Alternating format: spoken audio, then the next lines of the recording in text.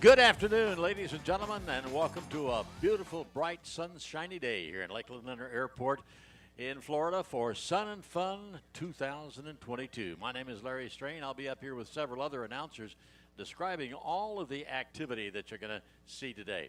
Much better day than we had yesterday because we had over 3 inches of rain here. A lot of the aircraft were unable to make it in, much less do any flying, but we've got that solved today. A little windy, but gosh, we got a nice sun out, and it's a beautiful, beautiful day in southern Florida. We've got a lineup that you wouldn't believe, including a lot of military that you're going to see here and some static displays. And remember, we're live all over the world with Live Air Show TV streaming, and we're happy to be back with them once again this year. Hope that you folks are watching in. As we prepare to get started here, we need to go down. I understand that Stephanie Strickland is back with us, incidentally. She is such a wonderful interviewer, and there's a lot of special things and special people here every year at Sun and Fun. And I think Stephanie has come upon someone right now. So, Steph, take it away, dear. Larry, the best part about this is that I can hear you loud and clear. I have some wonderful guests with me right now that I would love to have a minute to introduce you to. I am joined by Major Hayden Fulham with the A-10 demo team, as well as Captain Lindsey Johnson, Gator and Lil, respectively. Gator, what does it mean to come out here and fly Sun and Fun? Oh, this is an amazing show. You know, I've never had the opportunity to come to this show, even growing up as a patron. So to be here for the first time and get to actually participate and fly in the show and to see an event on this scale with this many airplanes, this many performers, so many professionals, and this kind of crowd, it's pretty amazing. The A-10 demo is always a crowd favorite, and Lindsey, you have had the good fortune to work as Gator's safety officer at a number of different air shows. What is that like? And explain to folks what you're doing up there when they see you at the top of the announcer stand with that radio in your hand. It's an amazing experience. It's awesome to be there on the ground, basically being the one that's basically his wingman on the ground. So when he's up there doing his maneuvers, he's calling out his altitudes and his airspeeds. So he's letting us know, making sure that he's at the appropriate altitudes, and then calling out any timing maneuvers for him. So it's just great to be out there and see what the A-10's capable of doing, from the ground at least. Your family's out here, right? Yes, we got both of our families out here, so I'll let Gator tell you a little bit about his family that he's got here, but my dad is actually a CFI out at FIT Aviation, so he's been flying back and forth from Melbourne, where I was born, so it's great to be back in the Sunshine State. Gotta love the hometown heroes. We're so glad that you're back here with us. So your family's here as well, I hear? Yeah, absolutely. Got the family out here. I grew up in North Georgia, so parents are out here. My younger brother's out here from Davis-Monthan. He also flies A-10s with us, so he's out here for the trip as well. Yeah, got a lot of family, got a lot of friends, and it's been a great week so far. Who's a better A-10 pilot? Come on, I had to, guys. I had to. Me. Spoken like a true American hero and a fine patriot. Yeah. I just want to ask you, what is your favorite maneuver to fly? Oh man, in the demonstration, it's probably the vertical 540. That's what we start the show right out the gate with a vertical 540. Bring the A-10 straight up 90 degrees nose high and start doing rolls straight up in the sky. A lot of folks don't even know an A-10 can do that, so that one's always fun to show off right out of the gate. And is that also the most technically challenging? Because sometimes the ones that look the simplest are actually the hardest. Yeah, true statement. The most technically challenging, probably the slow roll, which everyone thinks that's one of the simplest things you do. No, it's probably one of the more difficult things where you're actually manipulating all the control axes of the airplane all at the same time to do a nice, steady, straight line, slow roll. Yeah, it's pretty difficult. Guys, I'm so thrilled that you took the time. You can obviously give the A-10 demo team a follow, find out where they're headed to next, and see a lot of their behind-the-scenes content that they produce on social media. For now, though, I just wanted to say thank you. Have a wonderful, wonderful, flight today. We look forward to seeing the demo, and Lil will give you a wave when you're up there on Air Boss Command and Control Tower. So thank you very much for your time. Thanks, Jeff. These guys are awesome. And with that, we will go ahead and toss it to a quick commercial break, where we will be back in just a moment.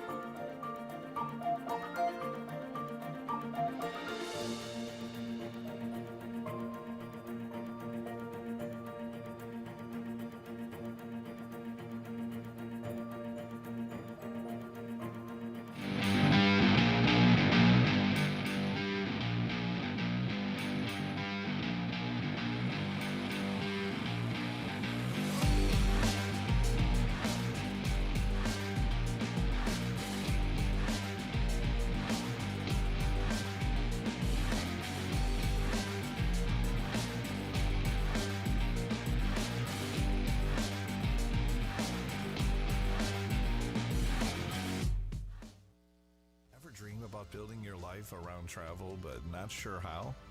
A role in aviation customer service at Piedmont Airlines is the best way to get your foot in the aircraft door and join the aviation industry. No prior experience required. Our customer service agents have gone on to become pilots, maintenance professionals, and even top leaders within our company and American Airlines. If you are ready to grow in aviation, explore what we have to offer at PiedmontAirlines.com and see where you can go. People ask me, you know, why Aeroshell? Why do you fly behind Aeroshell?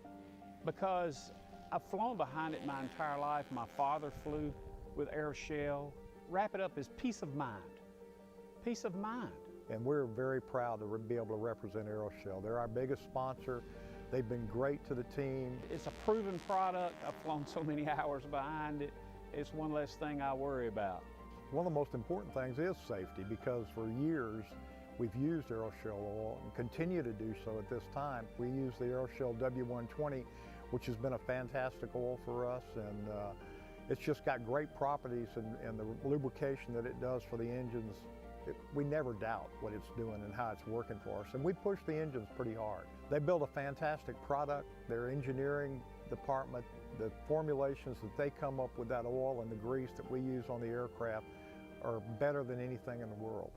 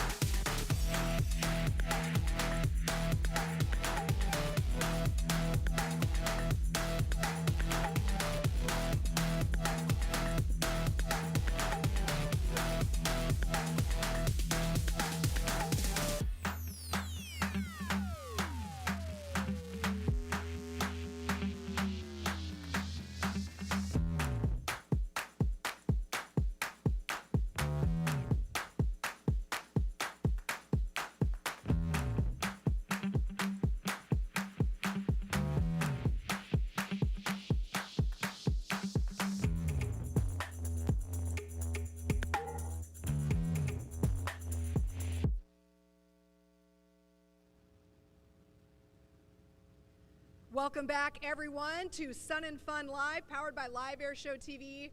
You had a little chance to see that video, right? Very excited to introduce to you our next guest. We have Danny Cooper joining us now from the Tampa International Airport. Danny, thank you for making the time and coming out here today. It's pretty easy to make time to come out on a perfectly bluebird day to see a bunch of airplanes and celebrate this whole kind of carnival we call aviation in the aviation industry. So it's obviously my pleasure. It's really neat to see the whole community come together. You have a lot of commercial aviation interests here, which are, you know, very applicable to you. You have the military, we have social media influencers, we have our demo teams, we had Doc just come by down the taxiway. Just honestly incredible. Tell me a little bit about the good work that Tampa International is doing these days. You have really focused on making the customer experience for those of us that fly into that airport one that we love. That's 100% true, and it's not just us today. Actually, the founders of the airport back in 1968, as they were designing Tampa International Airport, said we would design the very first airport built for people, not for airplanes. Up until that point, the airplane was the primary focus, not the person. We've continued that focus over the past. We just celebrated 50 years of that terminal building this past year. We were gifted a brilliant design, but there are 650 people that work at the Aviation Authority every day that continue to put the passenger at the fore. We don't make a decision to construct anything, to build anything, to change anything without understanding exactly how that passenger experience is going to be impacted. And it's not just passengers, by the way. We have another 40 to 50,000 guests in the airport every day for the passengers that are there. So it's a real focus we put on it. We're laser focused on it all the time because the guests and the passengers are the most important thing we do. I definitely think that makes an impact for folks because an airport experience can really set you up for what's going to be a tough and challenging flight or something that might be more enjoyable. So we appreciate the work you're doing on that front. It's also very important to note the big business that comes along with it. So one of the things that makes Sun and Fun so special is the expo that's attached to it, right? Dollars make the world go round. Talk a little bit about the economic impact of the Tampa International Airport. So we actually have an entire airport system. A lot of people don't know that. So we have Tampa International Airport as well as 3 general aviation airports. Peter O. Knight Airport, Plant City Airport, and Tampa Executive Airport are also part of our system. The big airport itself is about $14.4 billion a year in annual economic impact. Almost 11,000 people make a living out there. So 650 of us that work for the authority, but all of the rental car employees, concessions employees, airline employees, ground handlers, they all make a living out there as well. We support over 105,000 jobs in the Tampa Bay area. Our general aviation system supports hundreds of jobs, both on and off the fields where they are, and those 3 airports have a combined economic impact of more than $300 million. High-wage, high-skilled jobs all throughout our community, all supporting aviation. I think it's the most important thing to realize is aviation, locally, statewide, and nationally, is 10% of the GDP. I'd also like to make sure I give a shout out to our Tampa Executive Airport because we are actually celebrating right now that we are the General Aviation Airport of the Year as selected by the Florida Department of Transportation. 140 general aviation airports in the state of Florida, and Tampa Executive is #1. We've always known that, but now we can actually say it out loud. Congratulations to such a wonderful milestone and for always thinking about the customer and business experience as well. Danny, we certainly appreciate your time. Now, I do have to let you know that one of the places that you can fly to, and they have a number of nonstop and connecting flights, is Reno. And I mention Reno specifically because of the Reno air races. For all of us out here who love general aviation, who have seen some of these jets today, and who love air racing, if you haven't been in a while, it is time to come back. We want to show you a little slice of what Rah-Rah is all about.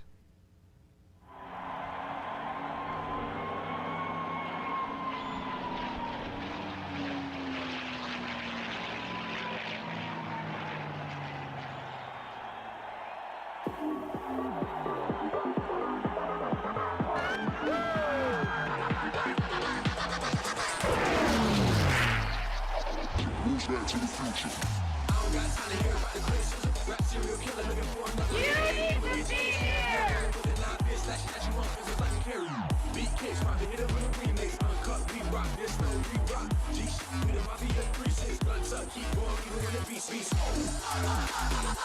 You gotta be here!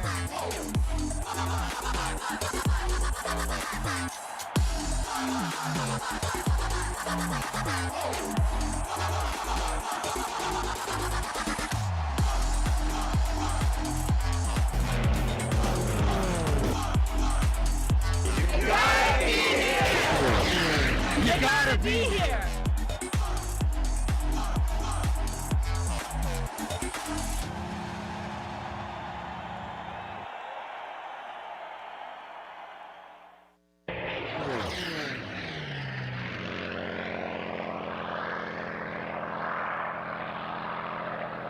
Travel is often about the journey, not just the destination. At Piedmont Airlines, our culture of caring for one another is truly what makes an aviation career so rewarding. Become a part of our diverse team of aviation professionals today. Discover your journey and explore what we have to offer at PiedmontAirlines.com. Thought I'd take just a moment to introduce the voices that you're going to be hearing from up here throughout the day. On my left, Brittany Nielsen, brand new up here on the stage. Dave Keim here has been here 31 years announcing at Sun and Fun. And here is one of the top announcers in the United States today, ladies and gentlemen, Luke Carrico, and he's going to be the first voice that you're going to hear. And you're going to do Chef Pitts, correct? Yeah, so we got a great lineup. Let me tell you what's going to happen, ladies and gentlemen. We've got the SOCOM jumpers, the para commandos that'll be bringing in our flag very shortly, along with the MIAPOW flag. Patty Wagstaff. I mean, talk about women in aviation.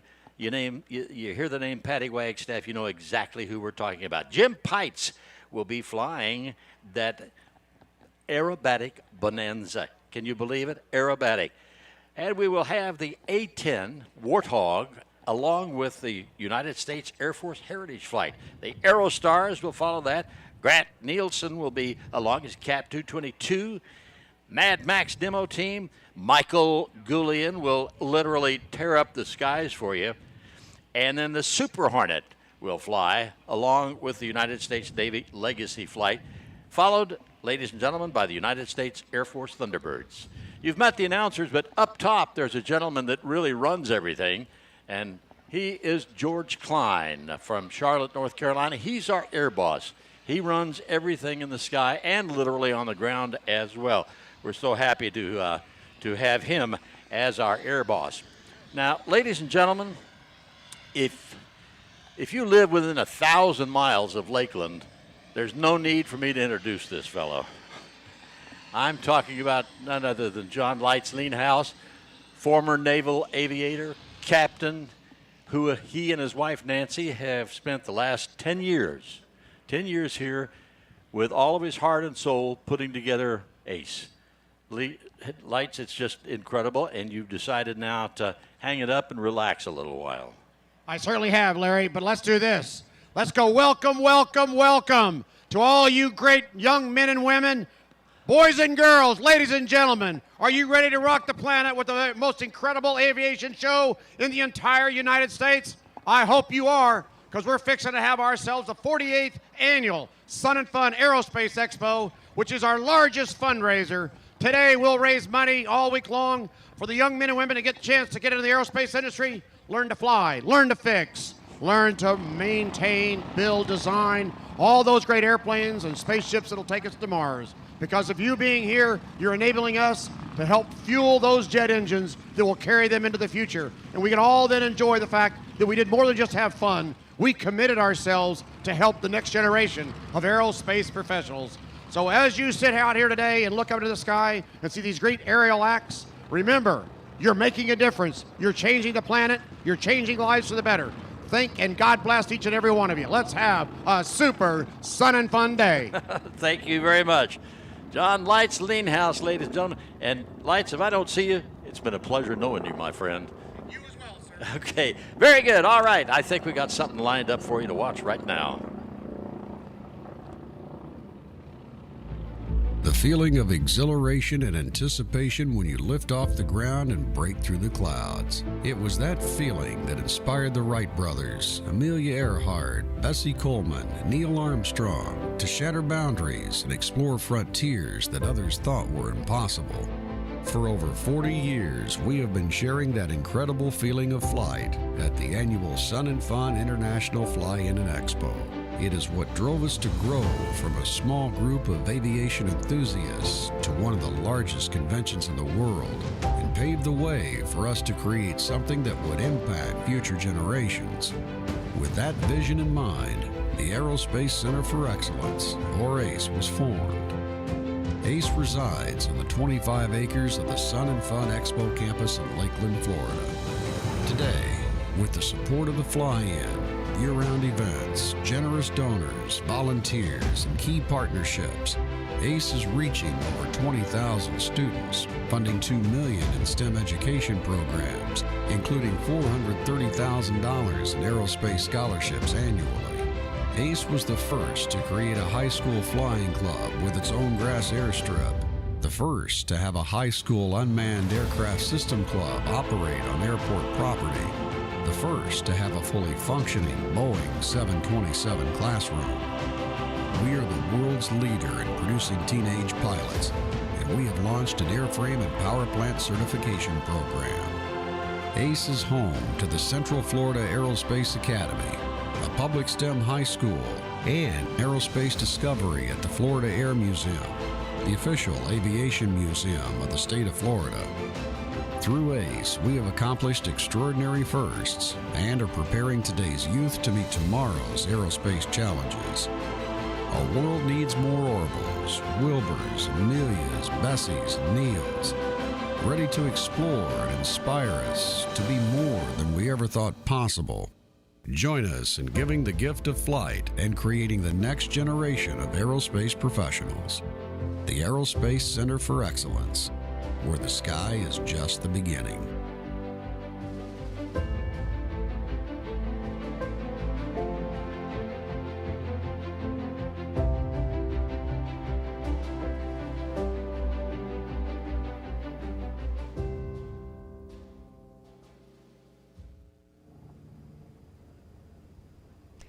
I have found my new best friend, and the reason why is because she has the read on some fantastic tourist destinations that are very close to here that I'm very excited to tell you about. We are joined right now by Carmel Churchill from Bahamas Aviation, here to talk about the Grand Bahama Island and what it has to offer. Thank you for coming down here to speak with us today.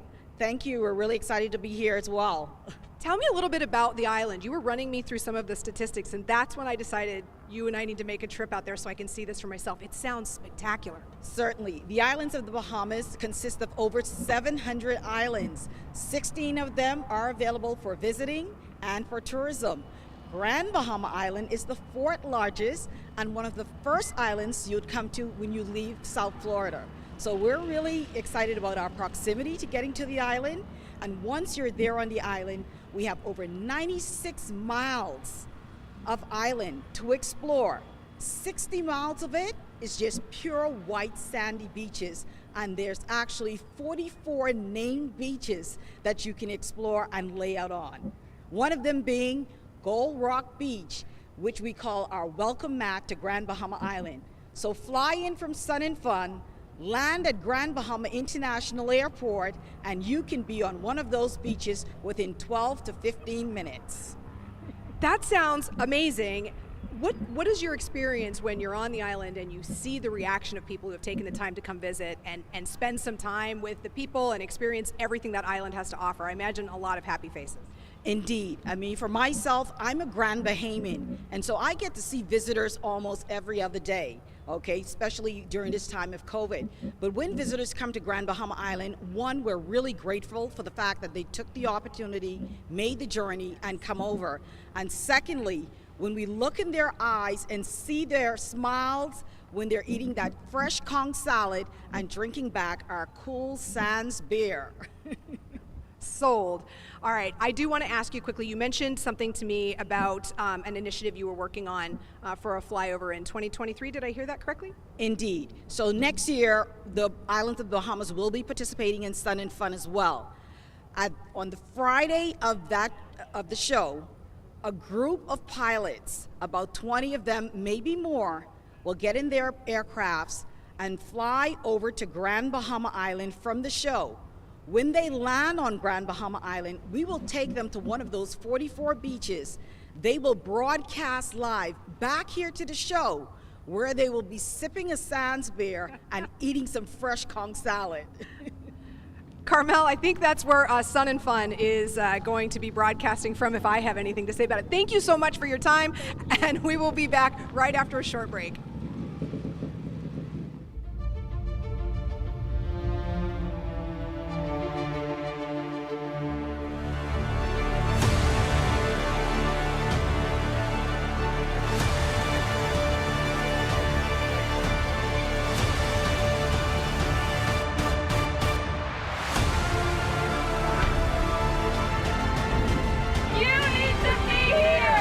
You gotta be here!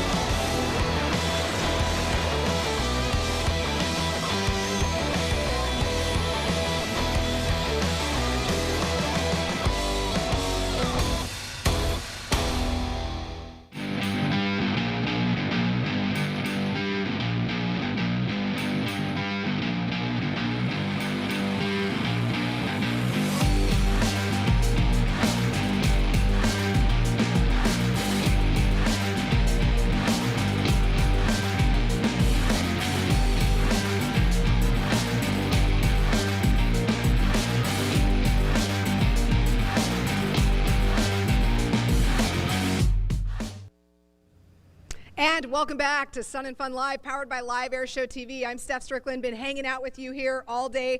This next guest that we have, I'm very excited about. You may recognize her from TikTok. I know she's recognizable from TikTok because I keep getting stopped everywhere I go with her and they say, fly with Kay, fly with Kay. How are you today? I am fantastic. How are you? I'm really good. Thank you so much for making the time. She has like 1.5 million plus followers on TikTok and does a lot of really interesting general aviation stuff. What do you think of the Sun and Fun experience? Holy smokes. Sun and Fun is unlike anything ever. I mean, I came for the first time last year, and literally the day I left, I was already excited to come back.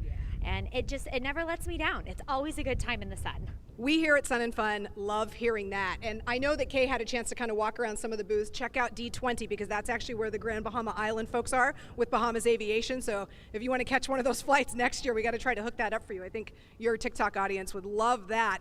I want to talk a little bit about the Aeroshell flight. Tell me what you did while you were here. It was insane. I did actually get to go and fly with the 4th airplane with Jimmy on the Aeroshell team. It was my first time ever doing any aerobatic flying, and it was unlike anything I will probably ever experience in my entire life. And I will be posting another video about it, so stay tuned.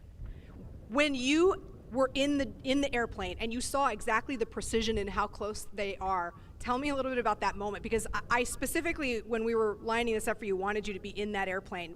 What was your reaction?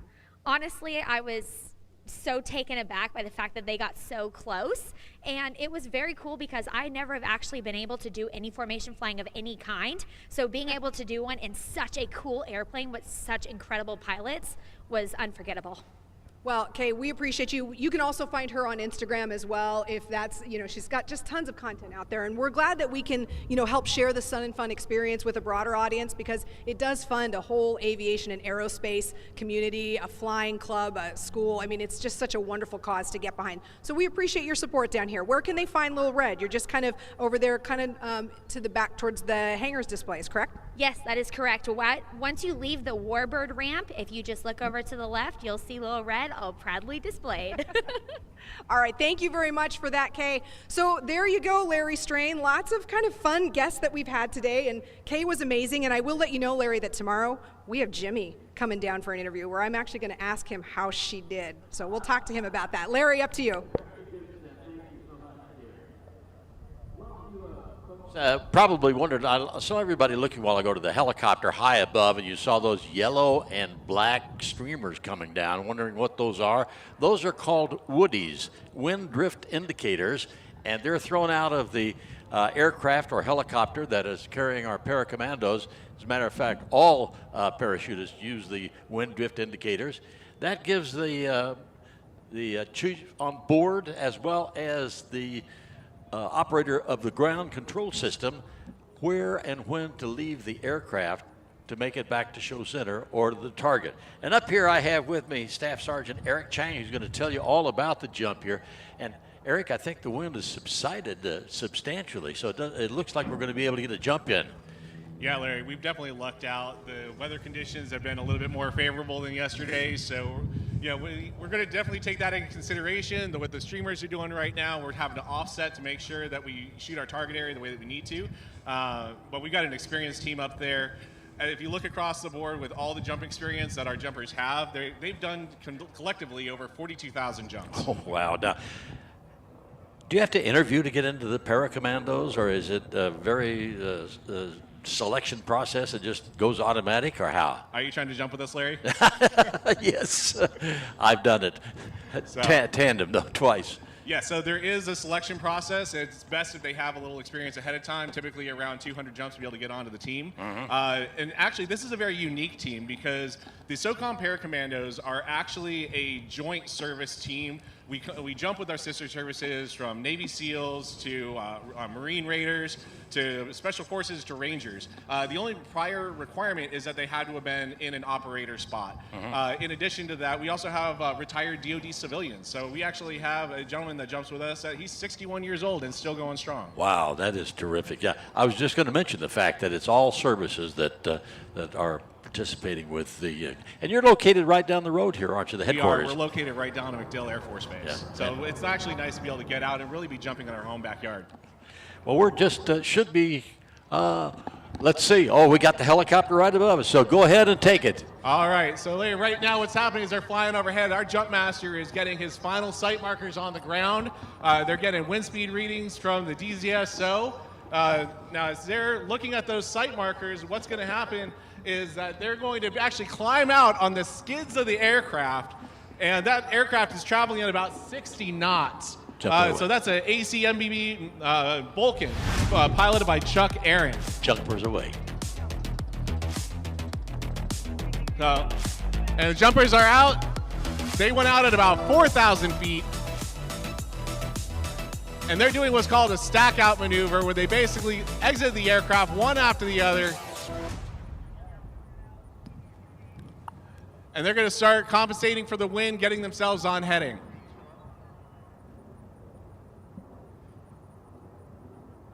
And in just a moment, we should start seeing those flags coming down. Forward speed of about 15, 17 miles an hour, something like that, right? And right now, with our paracommandos, on behalf of the 73,000 women across approximately 80 countries around the world, we want to thank you for letting us be here and be a part of your activities today. And there it is, 900 square feet of red, white, and blue. These are Ram air parachutes. They fill with air and they act almost like an aircraft wing. They do. They have a high degree of maneuverability. Now, they do range in size. Our canopies that we have going on right now are our standard rig that we use for most of the demonstrations. And speak a little bit just quickly about the smoke. How does that? So the smoke is actually attached to their ankle, and as they exit the aircraft, there's a string that runs up that's held to their leg by a couple of rubber bands, and when they pull that, it deploys the smoke canisters. All right. Flag is out. So, ladies and gentlemen, I'd like to have you rise and remove your cover. Lauren Taylor Knock from Longboat Key in Florida, 13 years old, who is a gifted student at Martha B. King Middle School, will sing our national anthem. Oh, say, can you see by the dawn's early light one so proudly we hailed at the twilight's last gleaming, whose broad stripes and bright stars through the perilous fight all the ramparts we watched were so gallantly streaming, and the rockets reckless, the bombs bursting in air gave proof through the night that our flag was still there. Oh, say does the star-spangled banner yet wave?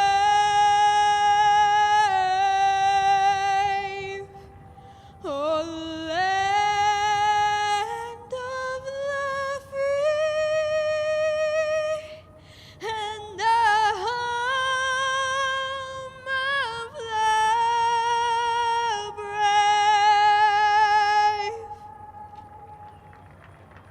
Wow. A remarkable and beautiful rendition of our national anthem sung by Lauren Taylor Knock. Lauren Taylor, thank you so much. You did a wonderful job, dear. Absolutely outstanding. And we'd also like to extend a special thank you to the cadets being led and advised by Cadet Commander Kratz. These young cadets are actually the ones that caught the American flag as it came down onto the ground. So you can follow us more on Facebook and Instagram by using keywords SOCOM Parachute Team or SOCOM Paracommandos on behalf of General Clark and Special Operations Command. Thank you for having us, and enjoy Sun and Fun. Thank you very much. Appreciate the fine description of the Paracommandos from MacDill Air Force Base. We'll see you tomorrow. Well, you probably heard that aircraft engine start in the background, and that belongs to Chef Pitts. And as I said, Luke Carrico will be up here to tell you all about Chef very shortly in that beautiful red and black airplane. I want to remind you, though, you see a lot of people around here with vests on and different colored shirts with big Sun and Fun emblems on them. There are over 3,500 available positions here. There's the Bocal 105 helicopter that you carried our jumpers. But there's only there is over 3,500 available positions here at the Florida Air Museum. So if you would like to volunteer to be part of the Aerospace Center for Excellence, you can do so at the headquarters there. But they'd be more than happy to have as many volunteers, because it takes tons and tons and tons of people to put on this spectacular show. A lot of folks flew in this morning, and that was because they were delayed yesterday. We had over 3 inches of rain here. It was pretty awful for a little while. The Thunderbirds did not even get to practice yesterday, but they're ready to fly. They are professionals. They don't need to practice. They rehearse occasionally, but that's their story. So we're just about ready to start. We'll get the helicopter on the ground. Chef is an air start. What we mean by that is he will take off, check out all the instrumentations in the aircraft, make sure everything is in the green, and then he'll call down to the air boss, ready, start, and then Luke Carrico will begin telling you all about this phenomenal airplane and the pilot. Once again, we're streaming live all over the world with Live Air Show TV. Glad you could join us. Send us a little note on where you're watching from. Last year, or not last year, but the last Sun and Fun, because of COVID, we had over 4 million visitors to the site. So make sure you type in where you are watching from. We'd love to know. Jim Pites in his aerobatic Bonanza taking off. He'll go to orbit. What we mean by that, he'll go to a station clear of the aerobatic box area and hold out there while Chef does his performance, and then he'll be called back into the box once Chef gets through by our air boss, George Klein, and start his retune. Now this, you think, well, it's a 4-place family type airplane, and indeed it is, but this is a unique Bonanza because it is fully aerobatic. And wait till you see Jim Pites fly this. He's from Pierce out in North Dakota and does a marvelous job in flying a family type Bonanza. All right, stand by, ladies and gentlemen. Here's Luke Carrico. Well, thank you very much, Larry Strain, and good afternoon, ladies and gentlemen, and another warm welcome to Sun and Fun 2022.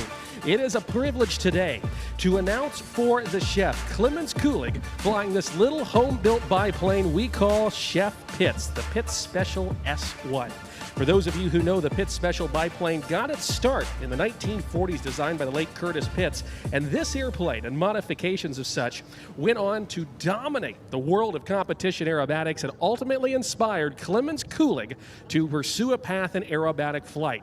Now, an IA, an AMP mechanic, and an air show performer, Clemens built this biplane in his garage and paid for it by working as a professional chef. And much like a full-course meal, we'll see the full plating of three-dimensional maneuvers in this remarkable little airplane here today.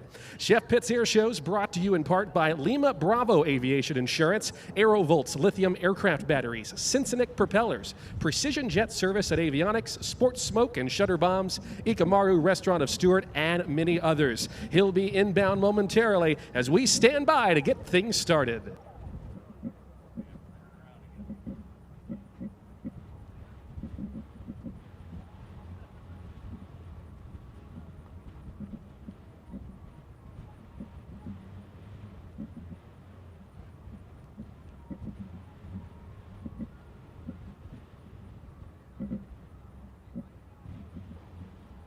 And now, ladies and gentlemen, making his debut performance here at Sun and Fun, let's give a big welcome to Chef Pitts and Clemens Kulig.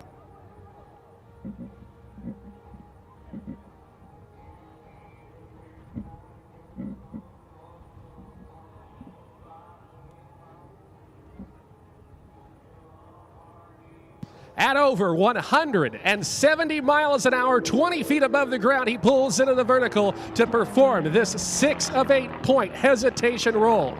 He'll cap it off on the top with a quick hammerhead turnaround and push out to the inverted. In negative G flight now, flying upside down. We watch as he extends off to the right end of our air show box, continuing to push inverted outside as he climbs around for a series of aileron rolls on the downline.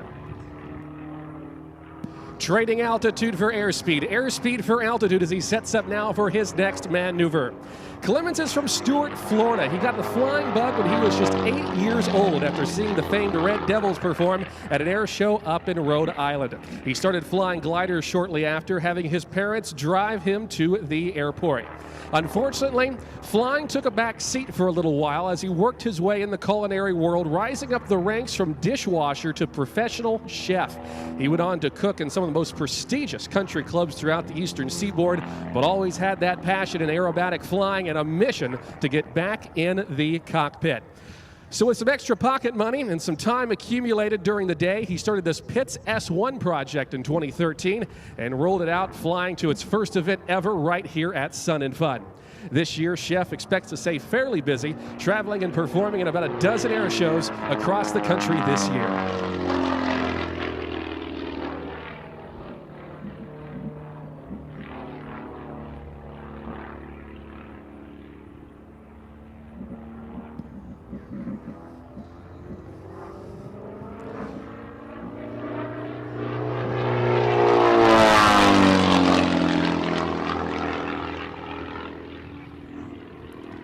Chef, of course, all about serving up his figures with flavor. And this his unique rendition of a classic aerobatic maneuver known as the avalanche, doing so in the inverted position. All the forces of gravity trying to push him out of that cockpit as he completes this outside loop with a roll on the top.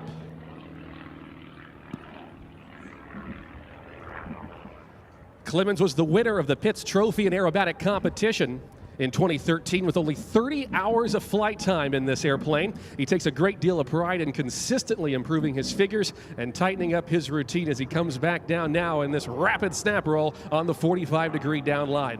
Chef was further inspired by many of the air show greats, likes of which include Leo Laudenslager, Art Scholl, the Canadian Reds, and the French Connection, and much of their influence has been worked into Clemens' aerial performance. Sliding back down the same way he went up, completing the tail slide maneuver and recovering just 200 feet above the ground. Diving in now for that energy, that smash. He'll bring it around in this level 8.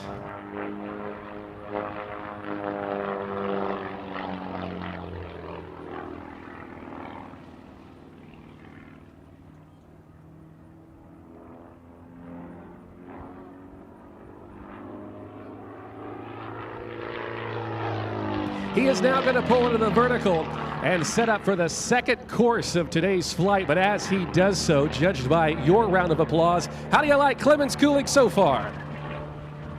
Very good. Now Clemens is going to extend out in front of us and take a short break.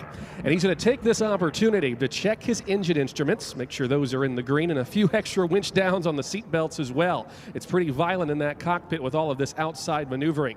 He will prep for the second part of his routine, and as soon as he is set and ready, he'll be diving in and setting up for one of our favorite maneuvers. This is going to be what is known as the torque roll. It was a maneuver first seen back in 1972 by the great Charlie Hillard to win for the U.S. the gold, as he uses the torque of the engine and the Cincinnati propeller to rotate around in just one spot in the sky. Picking up the flight line, 170, 180, 190 miles an hour into the vertical. Let's watch as Clemens Kulig performs this, the torque roll.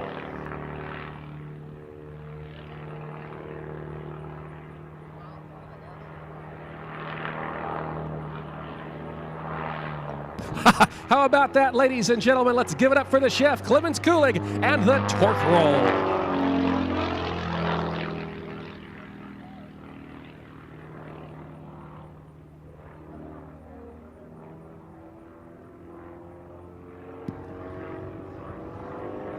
keeping it up close and personal. And now, this time, from the right for the very challenging slow roll. A very simple maneuver visually, but by far one of the most difficult maneuvers to perform well. Clemens is very pleased to be presented by many of his sponsors who have helped make his debut performance here at Sun and Fun possible. He wants to thank his friends at Lima Bravo Aviation Insurance, Aerovolt's lithium aircraft batteries, the team at Cincinnati Propellers giving him excellent climb performance out here today. He wants to thank Sports Smoke, the makers of smoke grenades for all projects, and Shutter Bombs for his colored wingtip smoke. He wants to thank Precision Jet Center and Avionics. A shout out to them who have been gracious enough to allow Clemens to be off from real work today. And to Ikamaru Restaurant, Chef's absolute favorite eatery out in Stuart, Florida. That's saying something from this guy.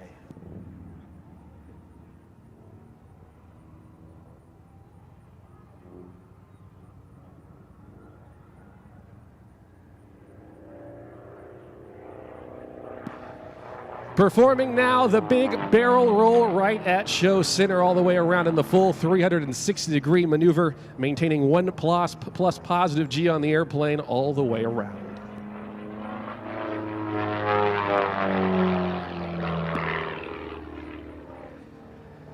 Now, Chef is going to change it up just a little bit and perform a spin on this classic figure as he sets up for something not performed by any other air show pilot we know of. This time from the right, Clemens Kulig in his signature outside barrel roll.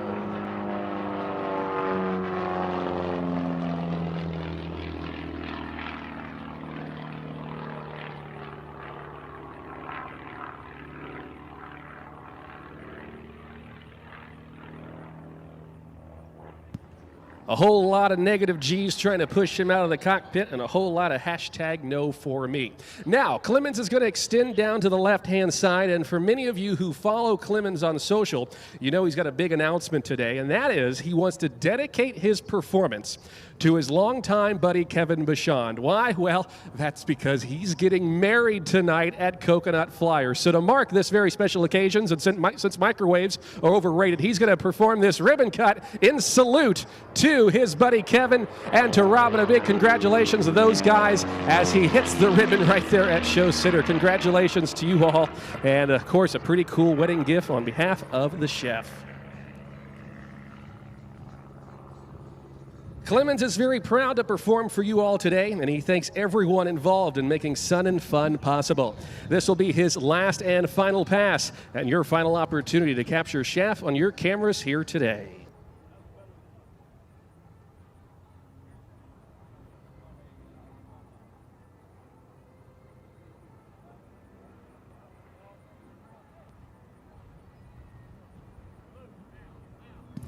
For the 2022 Sun and Fun Aerospace Expo, let's put our hands together for Clemens Kulig, Chef Pitts.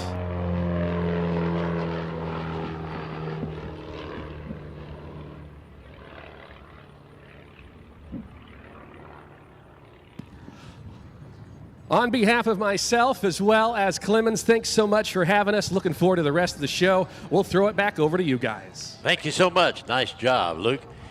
Danny Clisham, who you're going to hear from short time from now, and I were just talking about the slow roll maneuver that you saw him do, and that is one of the most difficult maneuvers to do, and a good airshow pilot will always do one just exactly like that, and the things are moving inside the cockpit as well as the airplane moving on the outside, but there are constant control inputs, rudder, aileron, and elevator all the way through the slow roll. And if you notice, he went in, entered the maneuver, and exited the maneuver at the same altitude. So really, really tough flying, but a man like Chef can do it so very, very well.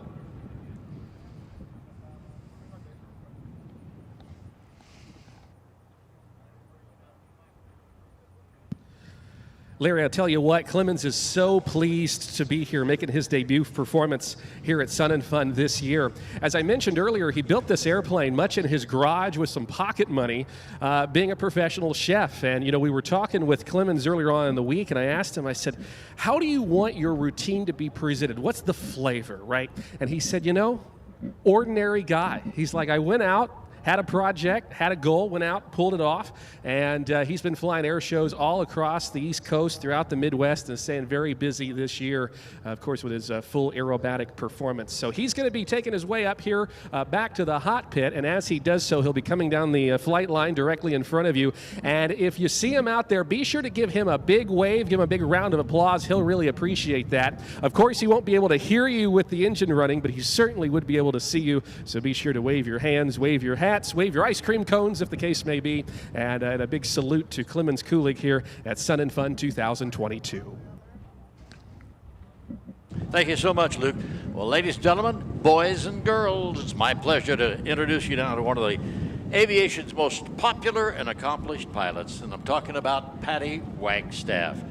Patty is thrilled to be here today flying at Sun and Fun. As soon as we get this Amazon aircraft on the ground, she'll be taking to the air. Well, let me tell you a little bit about Patty before she flies. She has won many, many awards for her flying, including being inducted into the National Aviation Hall of Fame. She's a 3-time U.S. National Aerobatic Champion, 6-time member of the international competition, and 6-time winner of the Betty Skelton First Lady of Aerobatics Award. She has received both the National Air and Space Museum for Achievement Award. Her airplane, the prototype Extra 260 that she flew to become the first woman to win the U.S. Nationals, is on display at the Smithsonian's National Air and Space Museum in Washington. Patty flies unlimited hardcore aerobatics. You're going to see why. Her style is smooth, but also it is very aggressive. I want you to particularly watch the precision of each maneuver, even the most aggressive tumbles, spirits, and the rolling turns. Just wait till you see how she handles this airplane. She's incidentally going to perform a inverted ribbon cut today in the middle of a routine. She'll cut a ribbon with her prop held between 2 poles out in front of us, just 22 feet above the runway. Remarkable. And you're going to see the superb performance of Patty's Extra 300S. The Extra is designed for unlimited aerobatics and is the aircraft of choice of many, many world champions. Certified horsepower Lycoming engine driven by an MT propeller. I want you to particularly watch the takeoff. It will surprise you. We're not flying, incidentally. Patty runs the Patty Wagstaff Aviation Safety Company in St. Augustine, Florida, providing aerobatic, upset, and airmanship training to all level of pilots. I've flown with Patty several times. Ever dream about building your life around travel but not sure how? A role in aviation customer service at Piedmont Airlines is the best way to get your foot in the aircraft door and join the aviation industry. No prior experience required. Our customer service agents have gone on to become pilots, maintenance professionals, and even top leaders within our company and American Airlines. If you are ready to grow in aviation, explore what we have to offer at PiedmontAirlines.com and see where you can go.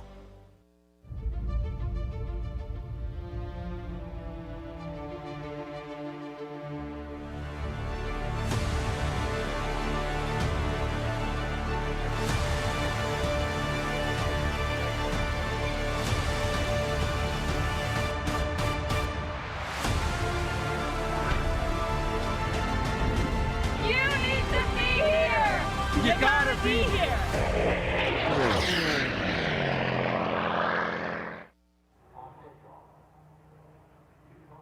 Aggressive. Wait till she gets some airspeed, and then watch for the snap. Ready? Pull. Right to the knife edge, and then look at that. Negative G's on the outside, trying to throw her outside of the cockpit. She's strapped in there with a 5-point harness along with her parachute to keep her in there. Negative G's try to throw you out of the cockpit. Positive G's push you down in your seat.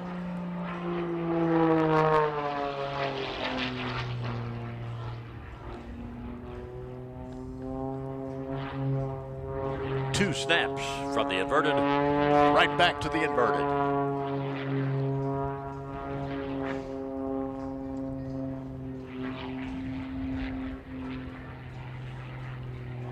Patty has a routine, but she changes it. She's a freestyle aerobatic pilot when she's not in competition. She flies what she feels like. So we never know what she's going to do.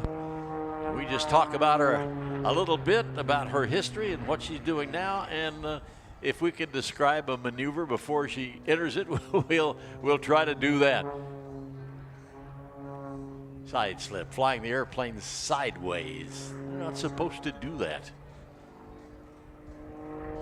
On the vertical down line now, back to show center.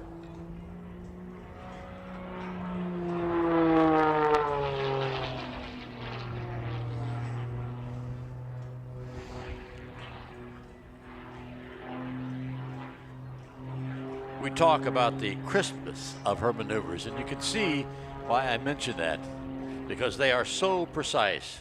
Of course, that's a big engine out front of that extra.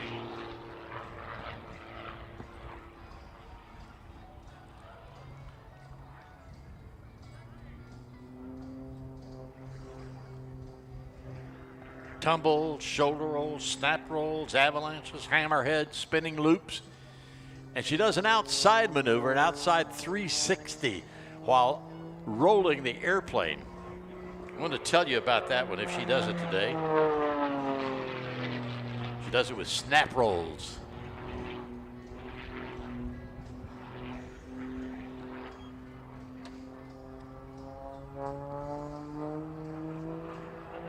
Patty, proud to be sponsored by the best aviation companies in the world. She'd like to thank them, because without them, she wouldn't be here flying for you today. MT Propeller, the winner's propeller. Make her the finest performance and noise-reducing properties. Bose, the best in aviation noise reduction technology and headsets. Champion Aerospace, Sarasota Avionics, Concord Battery, and Lord Mounts.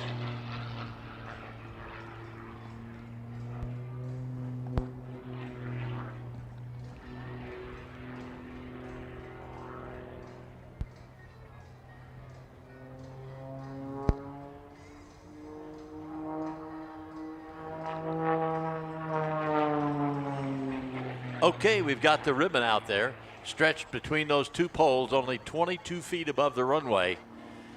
Strong, strong wind blowing.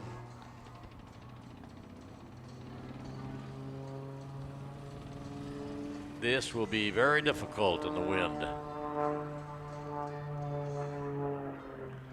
She'll come down and take a really good look at it. Plan her approach according to the wind. She's got a left quartering tailwind. We'll try to push her out.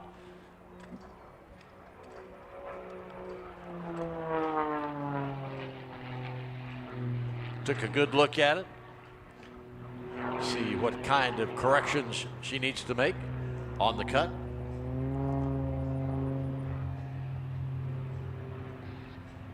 Now just flying upside down to see what it looks like from that angle.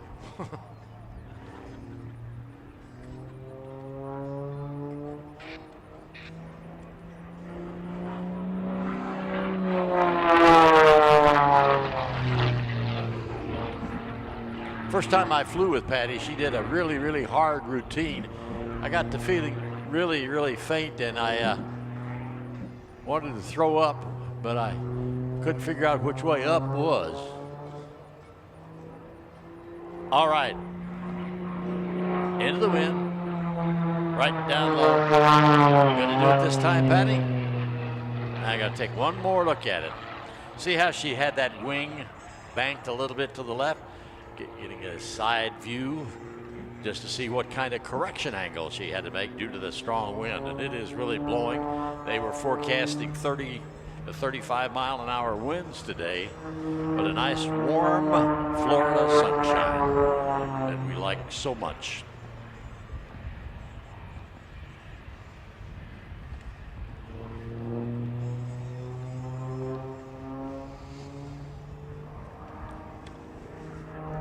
All right, this is it. Patty Wagstaff, the ribbon cut. Watch it carefully now. Upside down. No, you're not going to try it that way, Patty. It's difficult enough. upright, bingo, right to the center. Did you get it? Yes, sir.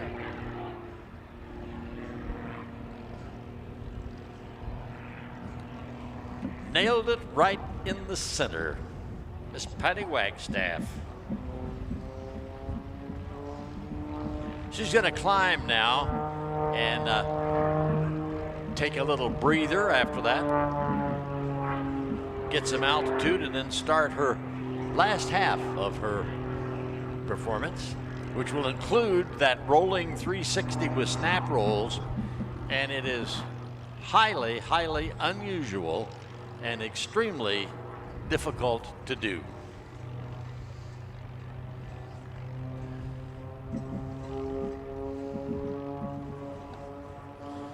Don't forget, we got a lot of things coming up. Jim Pites in that family bonanza coming next.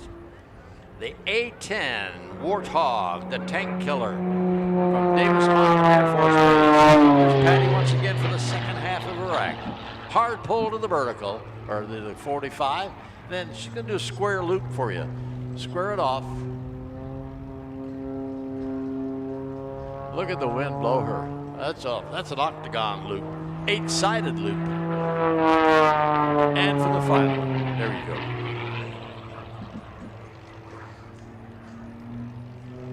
Snap rolling to the knife edge slide.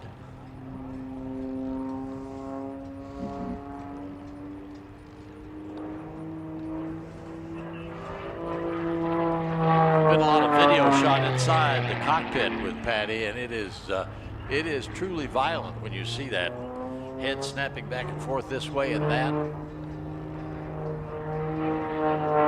Incidentally, the smoke that you see out of all the airplanes here today, including the Thunderbird aircraft, is a very, very lightweight oil. It's a machine oil called Corvus oil, and it is biodegradable. It's been approved by the EPA. It won't hurt you, but it's pumped in right into the exhaust stack. There's a little tank and a motor pump on it. When the pilot wants smoke, they just squeeze the trigger that they've added to the yoke, perhaps, or on the side, and that pumps that Corvus oil right into the hot exhaust, making the white smoke. Like I said, biodegradable, won't hurt you. Mosquitoes hate it, which is fine for us. All right, let's see if we set up for the 360 rolling with the snap rolls, because that's a remarkable maneuver, very difficult to do. And I don't know anyone else in the flying world that does this. I think she's about set up for it now. Let's see. Up. Gonna do the knife edge slide, sliding one way and then the other. A lot of rudder in that maneuver.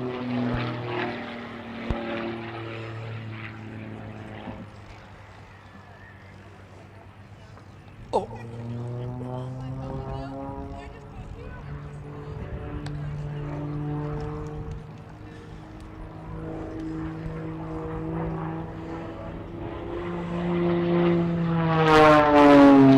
On the 45, snap.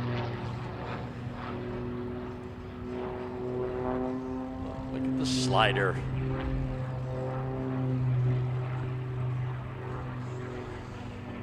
Patty's school is right up the road at St. Augustine. Does a lot of training up there. Occasionally on YouTube, well, not occasionally, most every week you'll see somebody graduating with an aerobatic certificate from Patty's school. A few waves to you from Miss Patty Wagstaff. You know, with this wind, she may not attempt the rolling 360. Let's see if our air boss George Klein or Brad Klein, we got two air bosses today.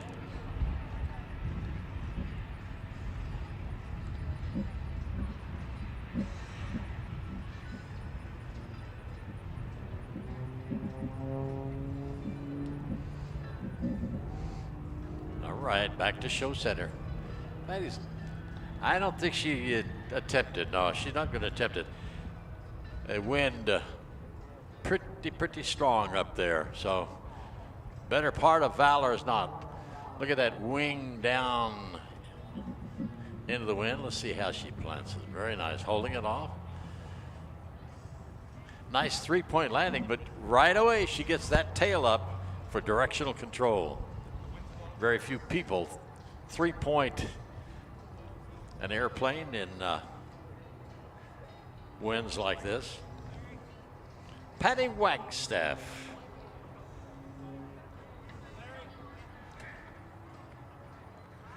All right, now it's time for Mr. Hollywood himself, none other than Danny Clisham, representing the Pacific Aviation Museum. Danny, I'll keep an eye and go for it, my friend. All right, ladies and gentlemen, my pleasure to introduce you to a man who's been totally immersed in aviation his entire life with great excellence. Coming in from your right, ladies and gentlemen, from Pierre, South Dakota, gentleman Jim Pites and the Aerobatic Bonanza.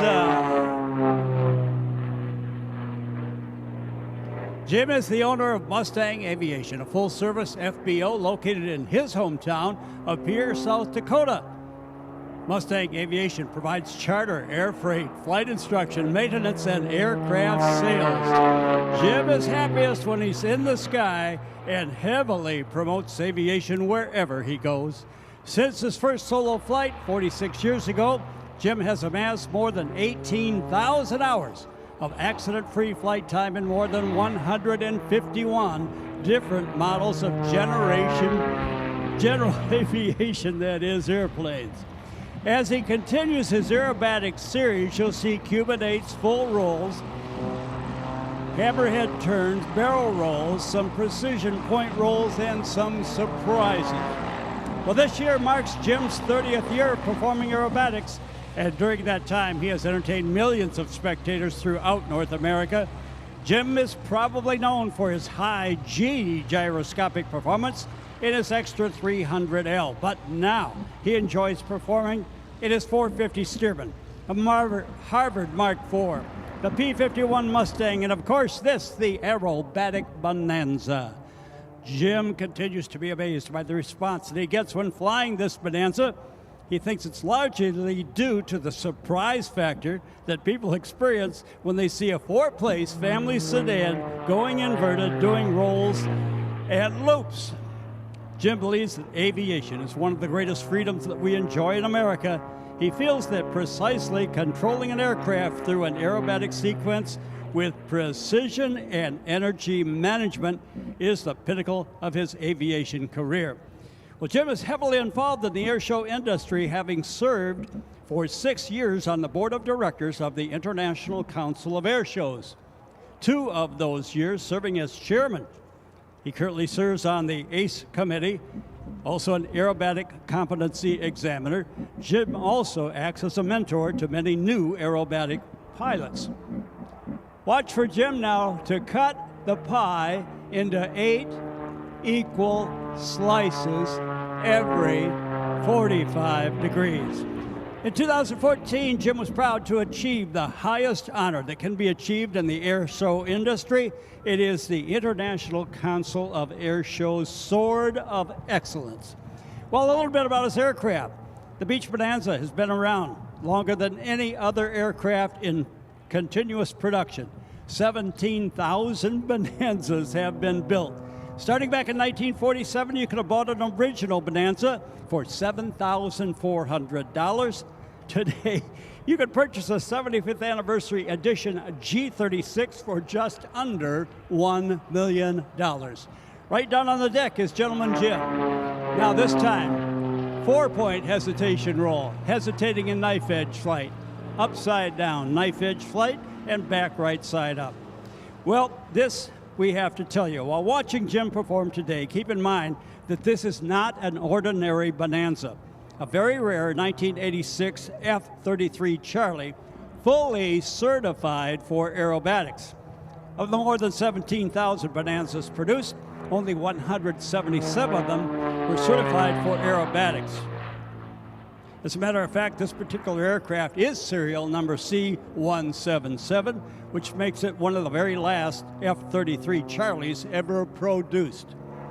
The airplane is equipped with a stock 300 horsepower Continental engine, turning a Hartzell 3-bladed Super Scimitar propeller, also equipped with state-of-the-art avionics by Aspen. Even though this airplane, certified for +6 and -3 times the force of gravity, has the same horsepower as Jim's hot rod airplane, his Extra 300, but this weighs 3 times as much.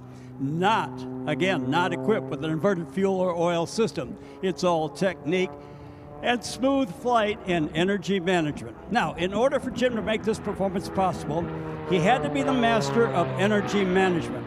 He's proud to list the legendary R.A. Bob Hoover as one of his most influential mentors and friends. He's a very highly experienced aerobatic pilot, as you have heard. He is telling you, do not try this with your stock Bonanza. And a shout out to his great sponsors. Thank you to Hartzell Propeller, the leader of aircraft propeller systems, built on honor in Piqua, Ohio since way back in 1917. Sirius XM, from wheels up to wheels down. Jim has superior graphical weather and entertainment at his fingertips to maximize his situational awareness and comfort.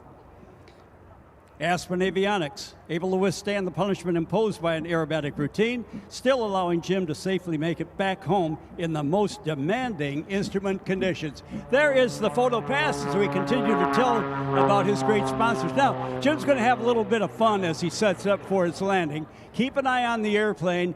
In order to land, he's got to put the gear up because he's upside down. The gear was up. Now he's right side up and the gear down. Don't panic, everybody. It's all okay. Whalen Aerospace Technologies, producing the high-performance lighting solutions for certified and experimental aircraft made in America since 1952. Phillips 66 Aviation Products. At home or on the road, it's always Jim's choice of fuel. And, of course, his great business, Mustang Aviation. State-of-the-art, full-service FBO located in his hometown of Pierre, South Dakota, in the great state of Sodak, as we're proud of saying. You can stop by, going cross-country, visit Jim, see his amazing lineup of aircraft, and have a little fun, maybe do some hunting, have some work done on your aircraft. Many airshow pilots going cross-country stop in and spend the night with Jim and Kathy. Now, ladies and gentlemen, about this airplane, why is it aerobatic? Well, the few that they made aerobatic, they have a feature called a quick jettison door on the right.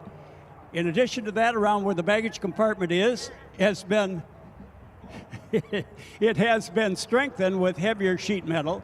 The tail structure is from a larger model, stronger Beechcraft airplane. And in the wings, they have 2 tanks in each wing to distribute the weight of the fuel to the outer portion of the tank so that G-loads do not concentrate on the airframe center section or under Jim's seat. As he taxis in, we'd like to tell you some things about Jim. We got great conditions today, but Jim will be out with the rest of us in September at the Reno National Championship Air Races presented by that great company, Steel. The Steel National Championship Air Races, they are from Virginia Beach, Virginia.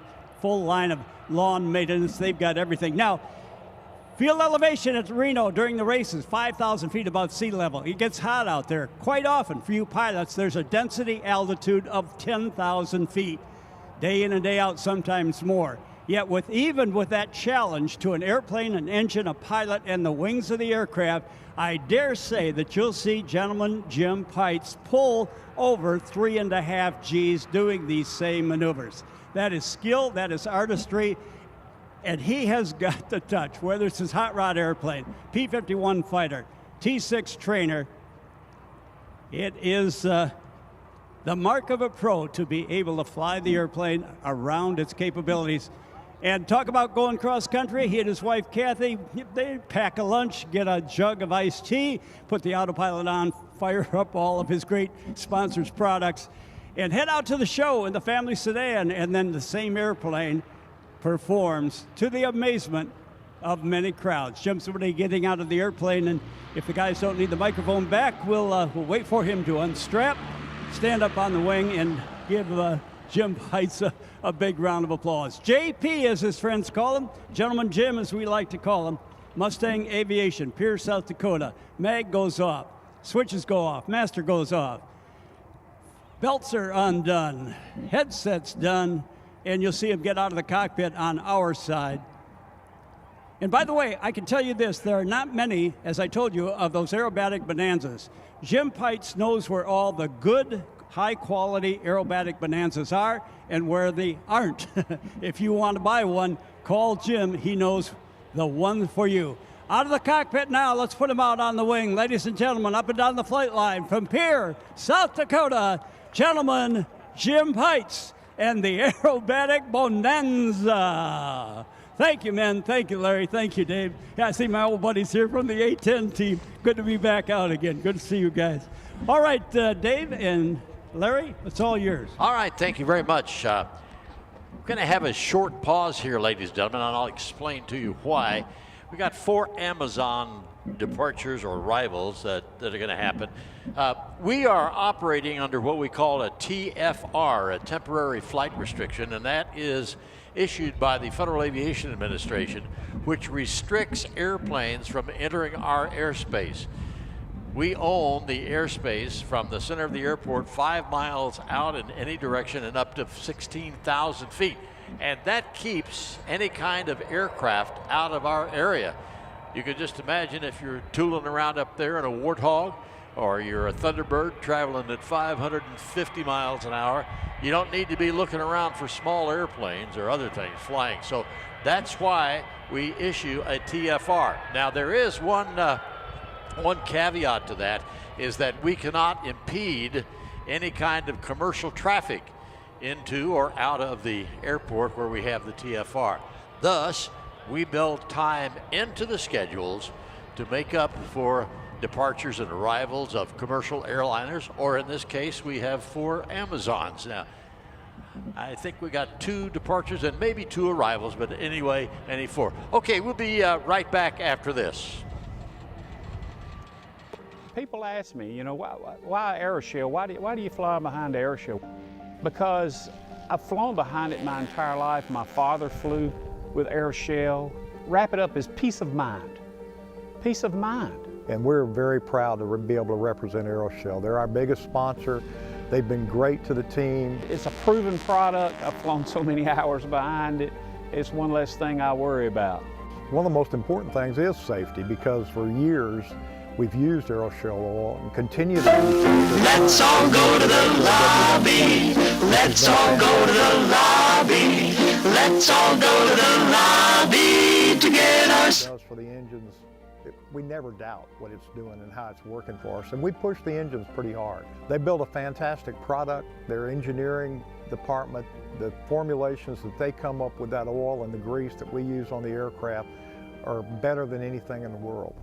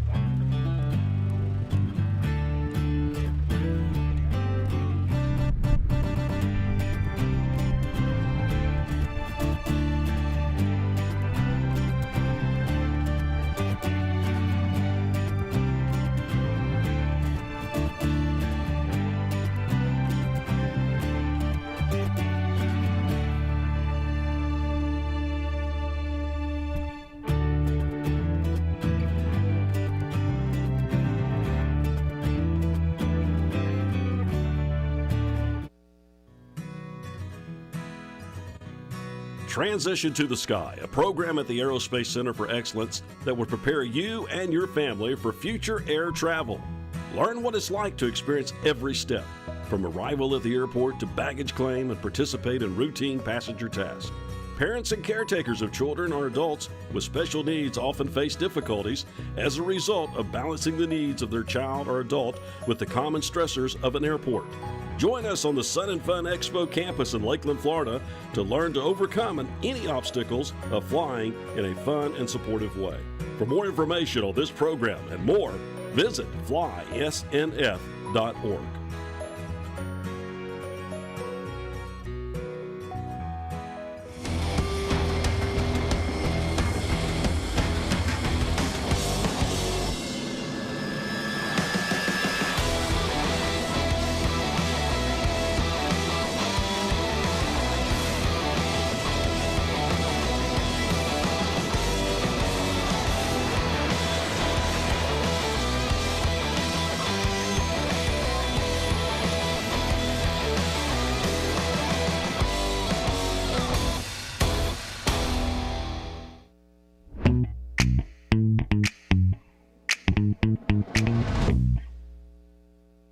This is the MH-47 heavy attack helicopter, commonly called the Chinook. This machine here, it's one of the most powerful aircraft that's in the military's inventory. It provides a lot of support for our troops overseas.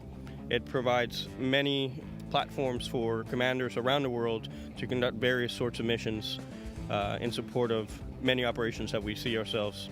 I see a lot of appurtenances on this aircraft that I haven't seen on a lot of Chinooks. Can you tell us a little bit about this particular aircraft? Yeah, absolutely. So this is a MH-47 Golf. It's a multi-mission helicopter that's used for special operations. You have various things on this helicopter that you might not see on a regular Chinook. Such as? Well, for instance, we have the M134 miniguns on both sides for both the forward crew members to use, and on the back side we have the M240 machine guns for the ramp gunners to use as well. We have extended range fuel systems, and we have a camera on board. In addition to ramp, we have other means of getting troops in and out, including fast roping, and of course you can use this as an aerial platform to deliver paratroops as well. Very good. The camera you're referring to is a FLIR, I assume, right? Forward-looking infrared? Yeah, forward-looking infrared, similar to what an Apache has. Thank you again, Frank, very much.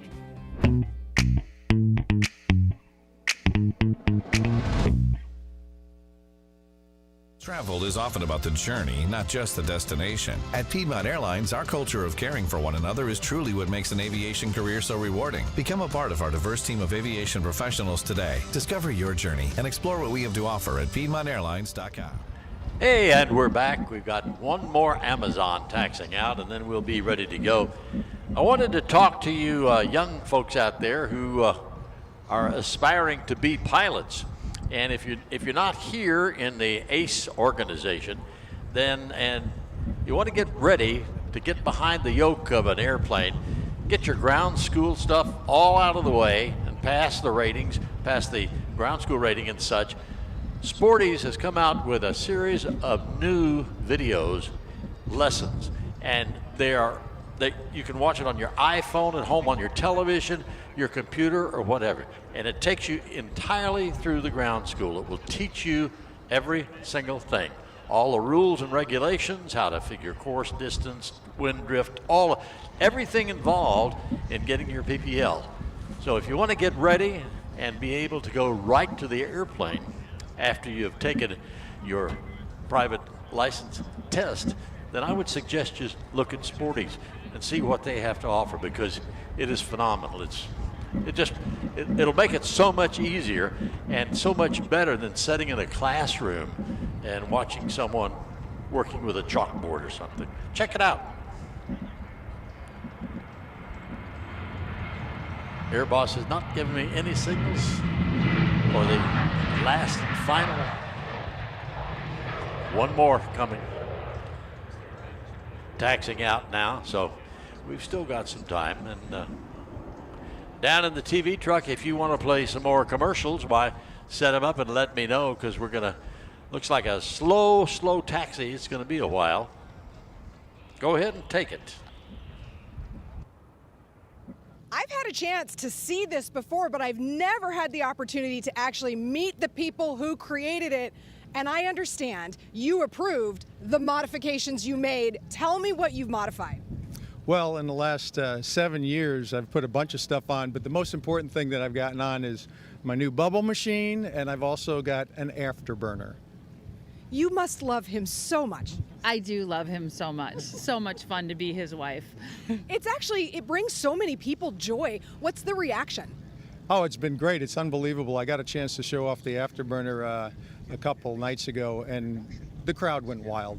Yes, it's really fun, and it's a more exciting part of it. You know, the bubbles are great for the kids, but this is real adult stuff that we got going on now. And there's night shows that occur around the air show circuit, and we'll have it for them then, and that's the best display. I can't wait to see that. When he first came to you with the idea, did it take a lot of convincing, or did you just know? Did you know you're like, okay, we're going to do this? Oh, I love it so much that I can't even say that I would be silly to say that I didn't want it in the first place. It's so much fun. We go through the crowds, they go crazy, and it's just, they bring excitement to us. We give it back to them, and it goes back and forth from the youngest people to the oldest people here, men, women, everybody loves it. It's so much fun. And I was going to say, I sponsor myself, so I don't take any money. It's only for charity and donation purposes, and we do good things around we live in Spruce Creek, and so I've done weddings and I've done birthdays and stuff for friends, and it's just a good deal for the community also in Spruce Creek. I can't wait for you guys to have the opportunity to check this thing out. Outstanding job to the both of you. This is so fun, such a crowd pleaser. Thank you.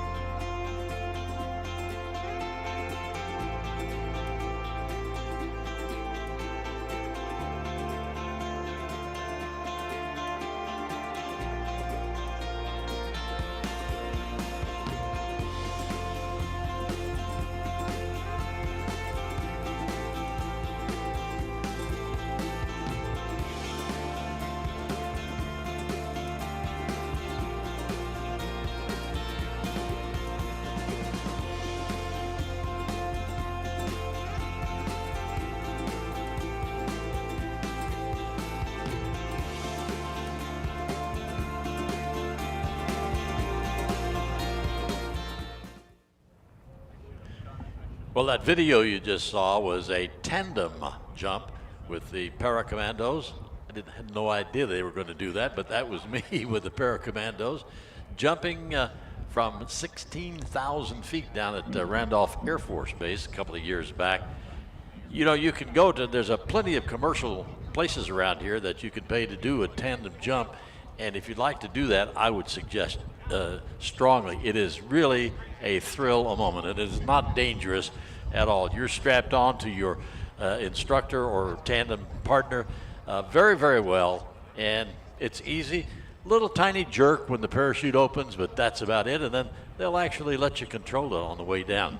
I did want to mention that while we are not flying, there's a lot of things to see and do here at Sun and Fun. One of them is Paradise City, which is way behind me, about a quarter of a mile at the very south end of the airport here, is the Paradise City Stoll Port. What is a STOL? That's short takeoff and landing. And you can see all kinds of aircraft over there that have been designed and built for short takeoff and landing. And it is amazing that some of the airplanes that you see can get off in as little as 100 feet.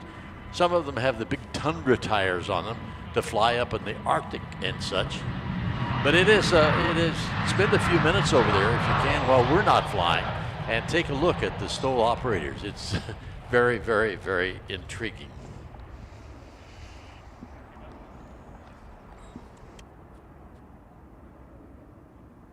I think we are about ready. Let's check with our ops officer for the Warthog.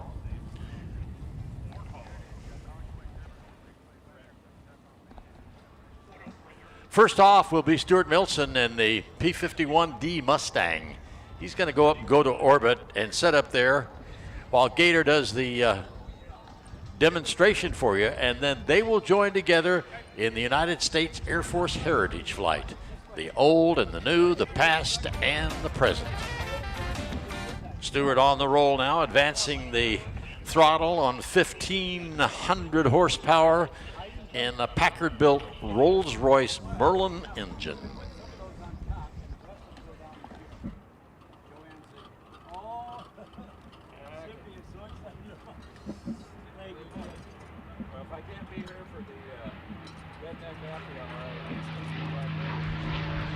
Listen to the sound of the Merlin.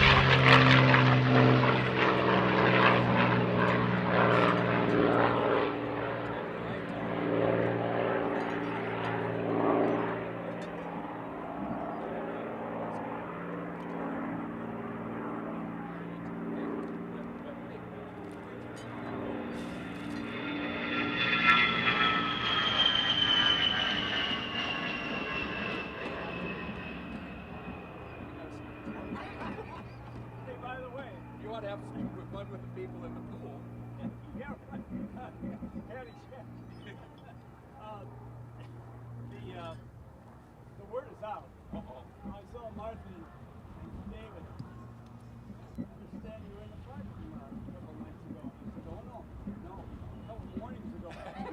Like a 30 Everybody's heard about that. Who told? Zippy? No, David Martin. No, who told on us? I don't know. I thought Now there you're was gonna know. Zippy There's only Zippy. Well, he came out a couple times, and Mark. He didn't stay for the finale. No, well, nobody did. Oh, I was. He gave you too loud. Oh boy, thank you. Well, it sounds like we're legends now. Some thought we were crazy. Some thought I haven't done that in a long time. So I think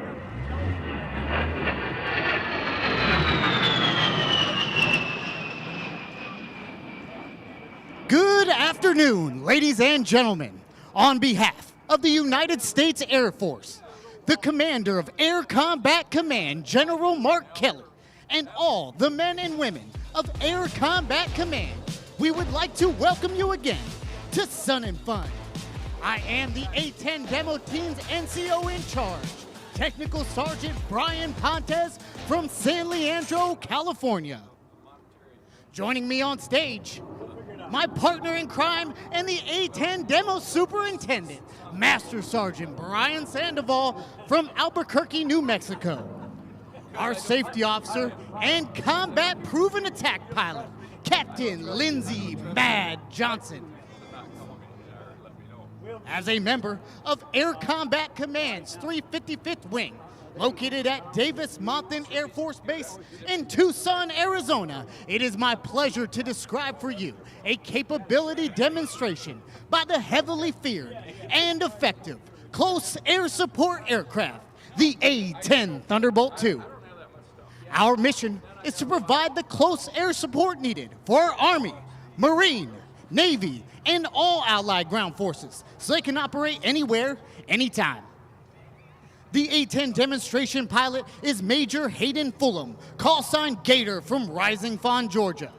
Since commissioning through ROTC in 2012, Major Fulham has become a veteran instructor pilot with over 1,700 hours in the A-10, including 92 combat missions, amassing 500 flight hours, supporting Americans and coalition ground forces in the skies of Iraq, Afghanistan, and Syria. Because of its toughness, tenacity, and devastating good looks, the people who know it best, the pilots who fly it, and the mechanics who maintain it have unofficially dubbed it the Warthog. Copy, Warthog, inbound. There are over 170 A-10s still in service today, operated by Air Combat Command, Pacific Air Forces, the Air National Guard, and Air Force Reserves. Well, it was funny because George says, Ladies and gentlemen, it's time to get ready, because here comes Major Fulham from your right in the A-10 Thunderbolt II.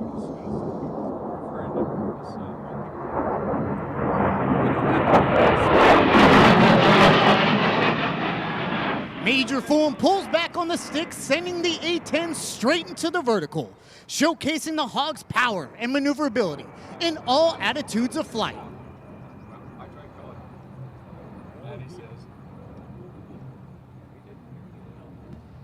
Major Fulham is now positioning the A-10 for a pass down the show line. We'll here perform a double aileron roll.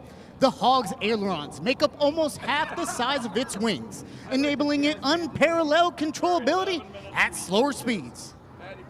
From the left, Major Fulham and the Gator roll.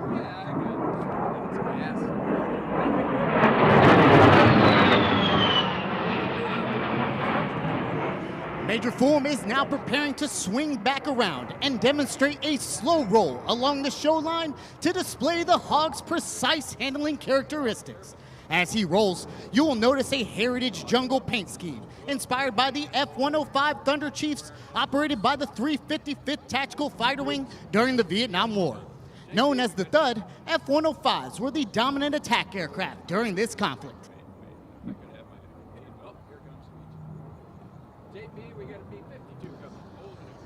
Now, from the right, the slow roll.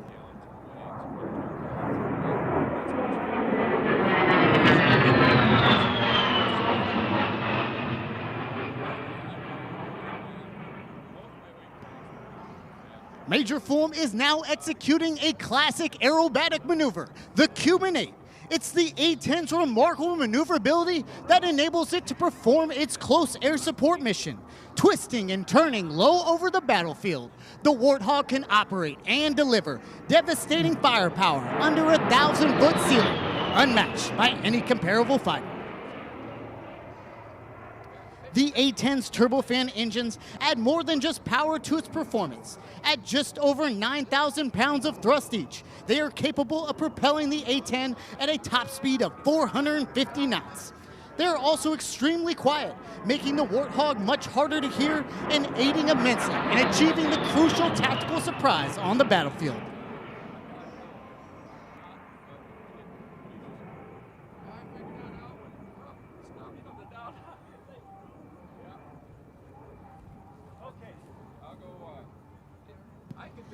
Major Fulham is now repositioning his aircraft to perform a level 360-degree high G turn.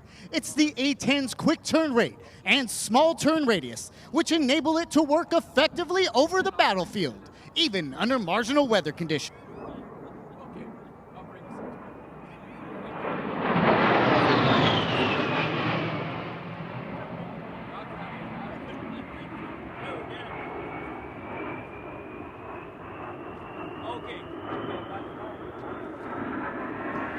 Major Fulham just completed that turn in only 1,400 feet. This is less than the size of an average NASCAR racetrack at well over twice the speed of any driver. On the battlefield, this capability enables the Warthog to turn quickly and evade enemy air defenses. Major Fulham is now configuring his aircraft to demonstrate the A-10's slow speed control ability at its final approach speed of 120 knots. Get your cameras ready. This slow speed pass will give you a good chance to see the A-10's high bypass engines and unique tail design. These distinct features help mask the engine heat signature, aiding the pilot to defeat infrared missiles. Let's go to the cockpit of the A-10 and hear what Major Fulham has to say. Hey, good afternoon, everybody. On behalf of the A-10 demo team, I'd just like to say thank you to such a great event. Oh, a great crowd. It's an honor to be here to fly such an awesome airplane for you. We're proud to be back in Florida. We're proud to be here at Sun and Fun. We hope you guys have a great weekend. Attack.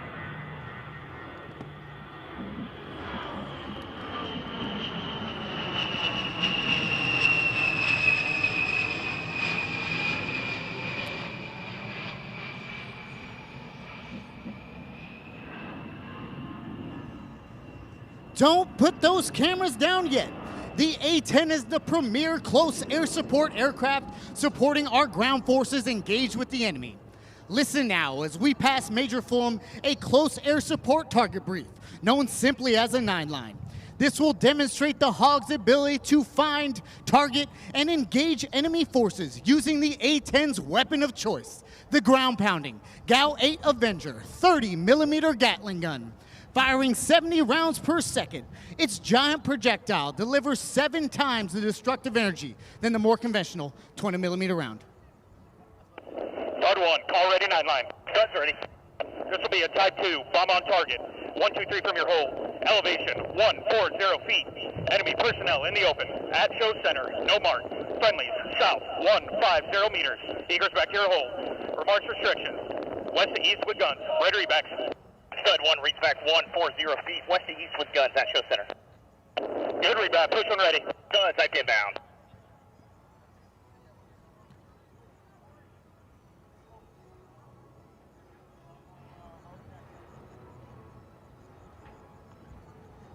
Stud 1 up and in from the west. Stud 1 continue. Stud 1 cleared hot. Copy, cleared hot.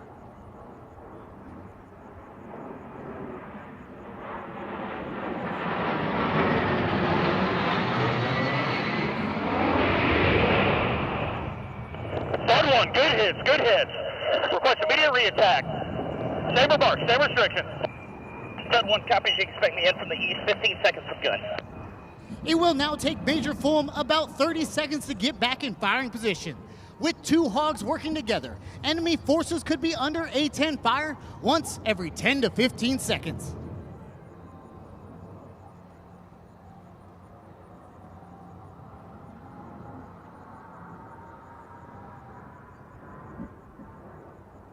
Stud 1, cleared hot. Copy you, cleared hot.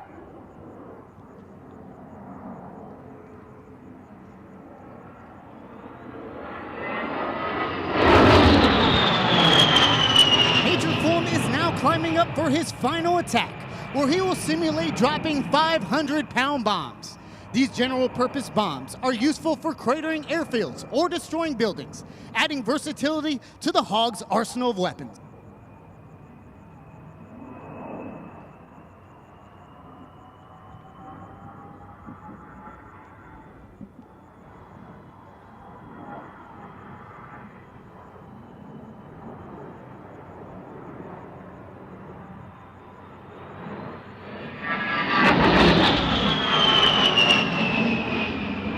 Major Fulham is now performing a jink-out maneuver.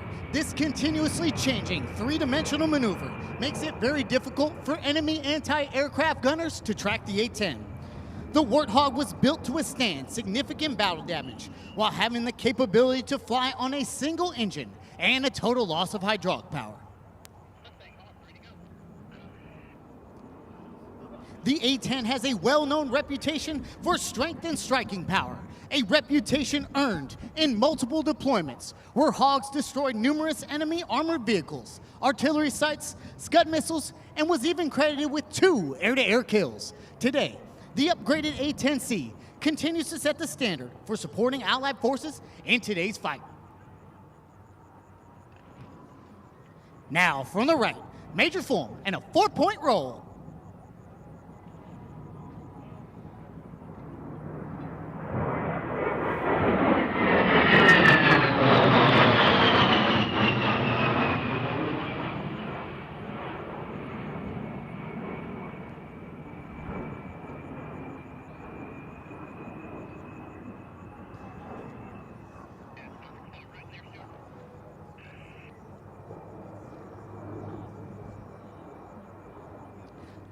Ladies and gentlemen, Major Fulham is now repositioning the A-10 for the dedication pass. We would like to dedicate this pass to the men and women of the armed forces, their families, and all veterans in attendance today. Our heritage paint scheme is in remembrance of those prisoners of war missing in action, and ultimately the 1,584 service members who still have not returned home from Southeast Asia. From behind and to your right, A-10 Demo proudly presents the dedication pass.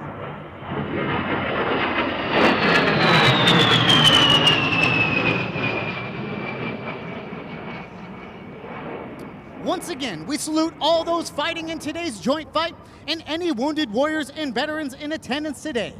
We especially want to thank those who have given their lives in defense of this great country and all of their families who have sacrificed so much. The United States Air Force's Air Combat Command provides the essential combat air support capability for today's joint fight. The A-10 has consistently demonstrated its ability to fly more than 4 sorties per day, a tribute to the skill and dedication of our magnificent maintenance teams. Ladies and gentlemen, let's give a hand to all of our outstanding maintainers and all of those service members keeping our aircraft fit to fight.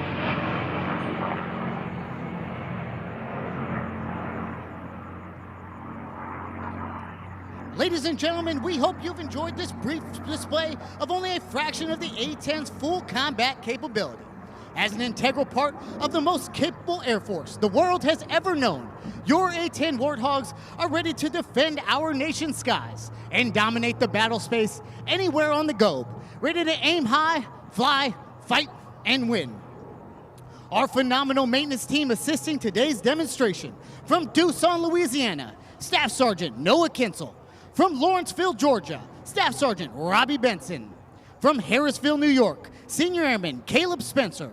From Northfield, Minnesota, Senior Airman Cody Polzine. And from New Iberia, Louisiana, Senior Airman Tori DeQueer. And joining us from Public Affairs from Montgomery, Alabama, Senior Airman Jake Stevens.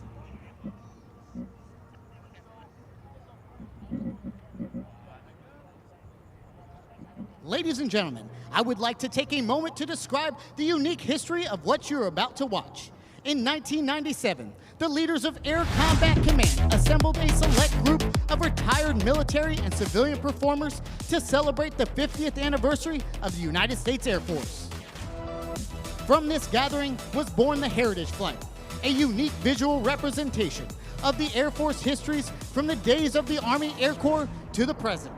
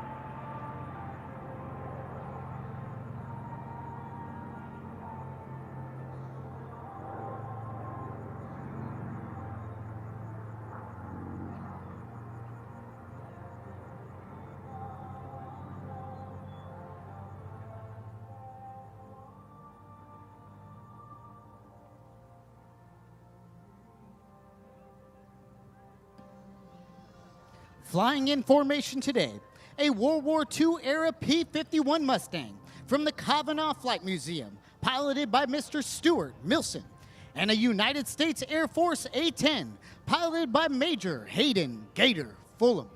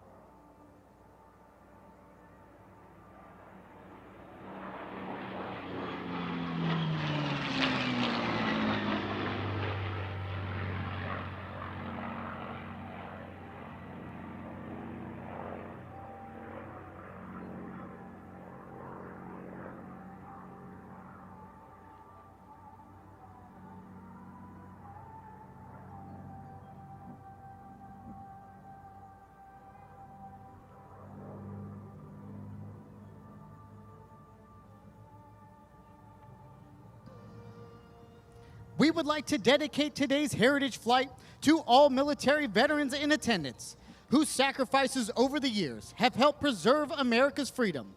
We hope you enjoy watching this rare formation of classic and current United States Air Force aircraft on our journey from heritage to horizons.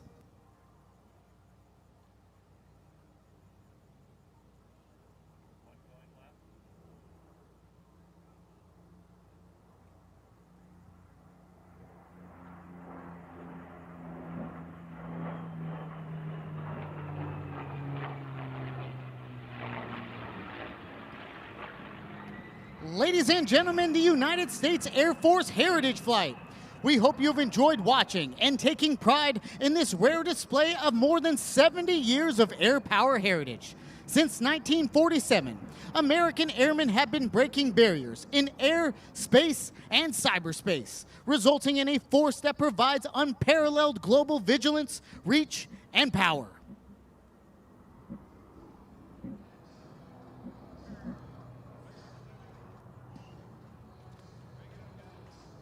And we're not done yet. It looks like Major Fulham's coming back around to perform a slow roll from the right.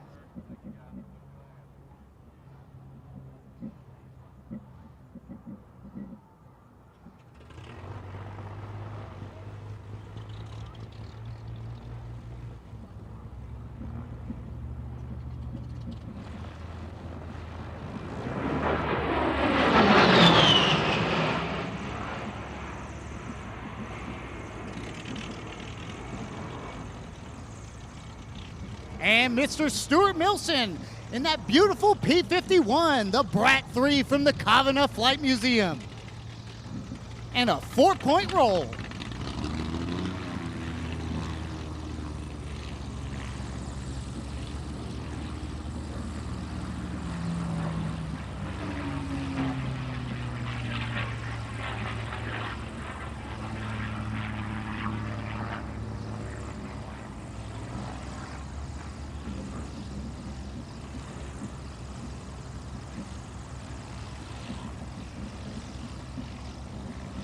Ladies and gentlemen, let's give a hand to Major Fulham, the A-10 demonstration team, and Mr. Stuart Milson.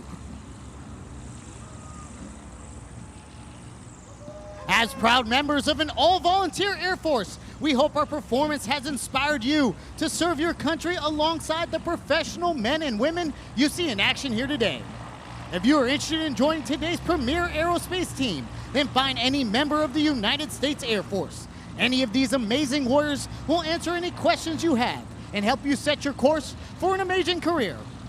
Don't forget to follow and tag us using @A10 Demo Team in all your photos on Facebook, Twitter, and Instagram. 2022 is bound to be an exciting year. Your United States Air Force is celebrating its 75th birthday, Air Combat Command's 30th, and the Air Force Heritage Flight's 25th. These milestones reflect a proud heritage, a tradition of honor, and a legacy of valor. On behalf of the United States Air Force, Air Combat Command, and the A10 Demo Team, thank you for spending your Friday with us. Attack!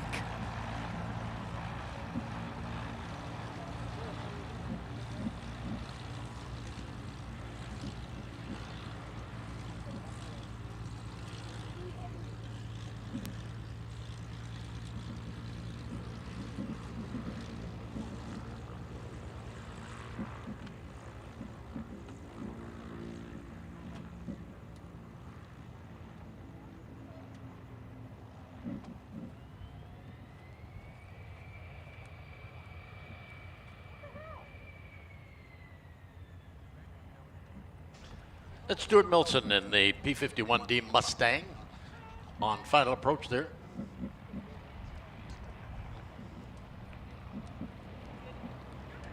Interesting history of the Mustang.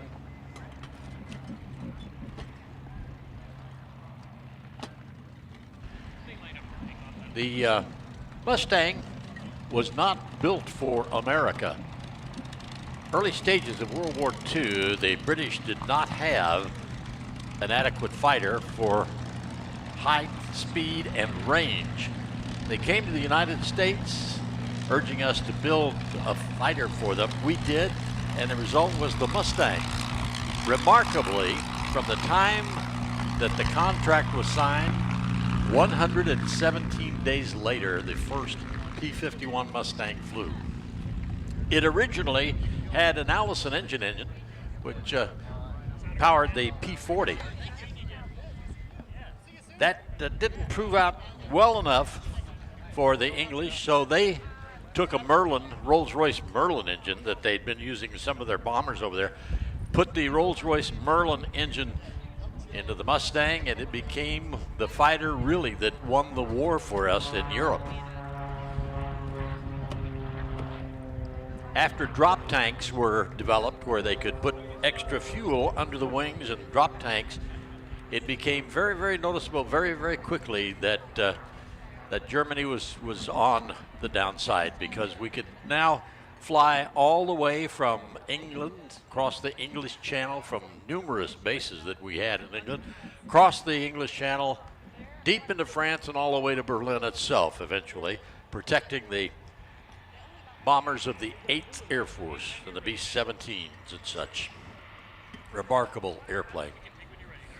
All right, now, ladies and gentlemen, time for the Aerostars. And here's Mr. Phil Dacey, my good friend and longtime announcer. Hey, thank you very much, Larry Strain. What a day to be here at Sun and Fun. On the takeoff roll right now, ladies and gentlemen, they are your Phillips 66 Aerostars. The Aerostars are led in formation this year by Mr. Harvey Meek, the boss. He's a Royal Canadian Air Force F-18 Hornet pilot and also taught formation flying in the Tudor, which makes him an exceptional lead. He is a Boeing 737 captain for American Airlines. His wife Christine and Harvey have 2 boys, Brandon and Ben. His oldest son is a flight lead on the F-18 Super Hornet in the United States Navy. On the left wing, that's Paul Rocket Hornick. He's a former DHL 310 pilot. He's an instructor pilot on the Boeing 727 and now flies captain on a Hawker 800 corporate jet out of Gary, Indiana. He is married to Betsy. They have 3 kids, PJ, Scotty, and Anna. Scotty is a fighter pilot in the United States Marines, and Anna is a midshipman at the United States Naval Academy. And our number 3 pilot, that's Jerry Molitor. He's our solo as well as our right-wing pilot. He is a 3-time United States Advanced Aerobatic Champion and captain of the gold medal-winning 1997 U.S. Advanced Aerobatic Team. He is also a 42-year veteran, Boeing 787 captain, and right now he is proudly able to call himself seniority #1 with United Airlines. He is married to Kathy, and they have 3 kids, Jerry, Sarah, and John, who have brought them 7 wonderful grandkids. And now as they position out here off of Air Show Center, they'll be turning back inbound here momentarily for the start of their great air show demonstration. Now, as we got Jerry is in the lead right now from that #3 position. This is the one time he gets to play boss as they turn inbound from Air Show Right. Ladies and gentlemen, let's get ready for the beautiful vertical starburst. Jerry says, okay, guys, we got the power up. I'm looking for an airspeed about 240 miles an hour. I got 210. I got 220. He's cooking for about 230. At 235, 240 miles an hour, he goes, okay, boys, let's pull right on up into that beautiful Florida sky. Straight up, straight up, straight up into the vertical and roll and burst. Ladies and gentlemen, the Phillips 66 Aerostars and the vertical bomb burst. Oh, yeah. And now as we watch out here at Air Show Center, you can see quickly rejoining at over 350 miles an hour. That's the boss, and that, of course, is the Rocket Man. Now as they dive straight back in off Air Show Center, you can see Jerry's getting a big head of steam out here off of Air Show Left as he turns back around off that left end zone. #1 and #2 are repositioning out there off that left side. Jerry powers across the top, goes right back up into the vertical. Look at that extra 330 hunt for the sky. 580 cubic inches being fed by those great Phillips cross-country oil as he dives in right now. 230, 240 miles an hour as he reaches Air Show Center, punches it up the vertical. I think it's time for a twister. Right on up, the vertical tornado. Oh, yeah. What a ride. Ladies and gentlemen, let's hear it for Jerry Molitor. Now vertical dive as he recovers out here off of Air Show Center. Coming in fast from Air Show Left. Let's watch as they reposition. Coming in fast from our left end zone. In the lead, that's the boss, Harvey Meek. On his wing, that's Paul Rocket Hornick as they extend down our show line. They punch up into the vertical, straight on up and across. Right on through, tilt their head back in the canopy. Get a nice view. Beautiful formation, half cube and 8. And now let's watch half rolls right back around, extending into the left end zone. Now as they extend back Air Show Center, you'll notice out here off the right side as Jerry Molitor repositions fast. He's going to rejoin into that right wing position momentarily. Look at him using the angles as they reposition right now. They're going to be starting off right here with the V formation loop. It's always been known as V formation, but in this instance, it's known as Vic, as in the Victory oil that's going through the engines on those big Lycomings that power these German designed and built superplanes, the Extra 300 series. You notice Jerry has quickly rejoined out there on that right wing tip. And now as they join up in that V formation, this is one of their most difficult maneuvers that they do during this performance. They start this maneuver off with a nice Vic formation loop, and then they go right in to the V formation barrel roll. We'll talk about that as they come in. Right now, fast from our left, 220 miles an hour. The boss calls for the pull. Right on up. Look at that gorgeous blue sky right there as they go right on up across the top. Right on through.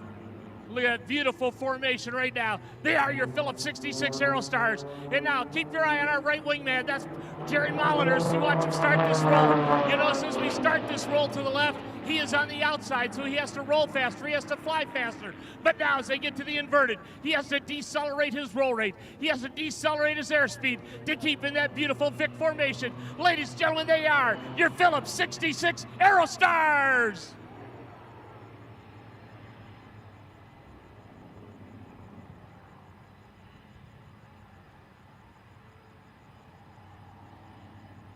Now as the boss brings him back across the top, the aircraft themselves are filled with Phillips 66 aviation fuel. Their engines are protected by the Phillips 66 20W50 multi-viscosity engine oil.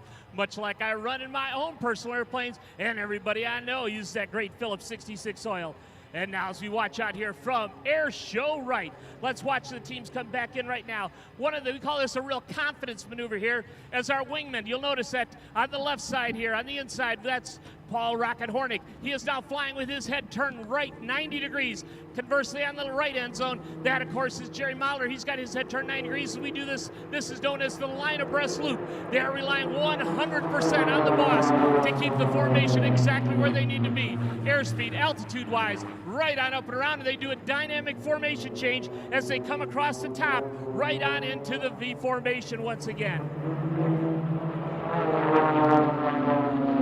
Now as the team sets up out here off this left end zone here, they'll be repositioning up here for the maneuvers you want to hold your breath for. This is known as the breakaway cross, or as the team likes to call it, the breakaway cross country, in honor of the Phillips 66 cross country aviation oil. And now as we watch out here off that left end zone, as they swing around out here, they'll start this maneuver out by flying what we call 1/4 of a 4-leaf clover out here, flying it through about 3/4 of a loop with a 90-degree turn on the top. And then get ready, ladies and gentlemen, for the breakaway cross. From your air show center, ladies and gentlemen, the boss has got it going vertical, right on up and around. Tilt their head back, go right on across the top.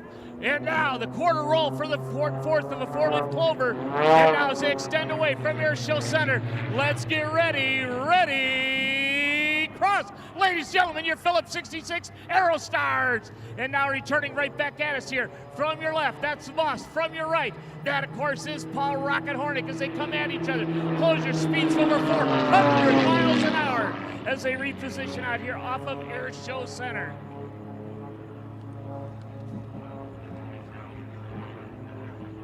Now it's number 1 and number 2 quickly rejoin out here off that side.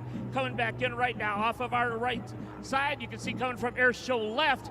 You can see they're setting up for, that is Jerry Fossil-Mollenders. He's going to show us the Phillips 66 Tumbler. Right on around, rolls it 45 up, and there he goes. Oh, man. Grab a hold of her, Jerry. Right on around. Oh, man. That is one nasty ride. That is Jerry Mollender.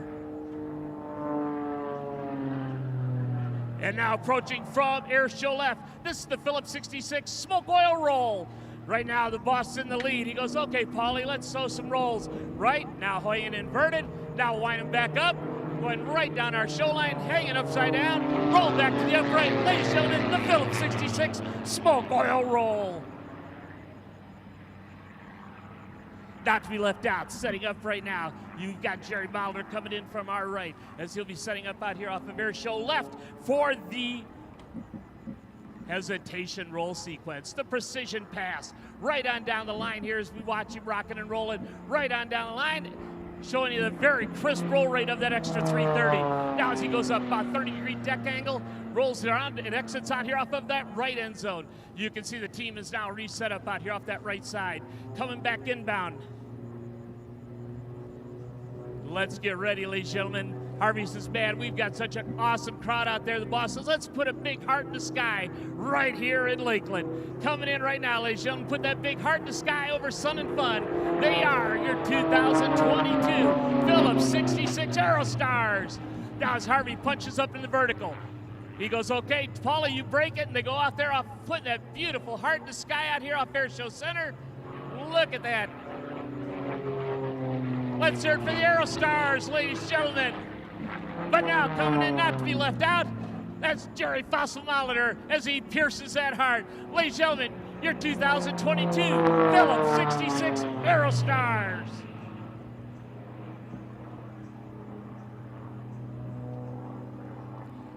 Now we watch the team quickly rejoin from 3 different angles as we watch right now. The boss is leading them out there off of Air Show right.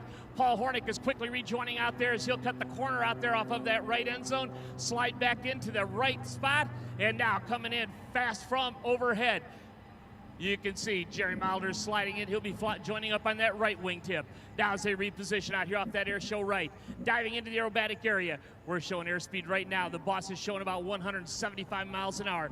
He's giving Jerry just a minute here to slide back into position as he sets up out there. Jerry's punches right back into his wing position. Ladies and gentlemen, the Phillips 66 Aerostars and the rapid rejoin. Now out here off that right side. Let's watch as they set up for their next portion of their demonstration here. This will be the line abreast loop with the dynamic formation change into the Vic after they show us that beautiful victory roll right down the show line. Beautiful display by your 2022 Phillips 66 Aerostars.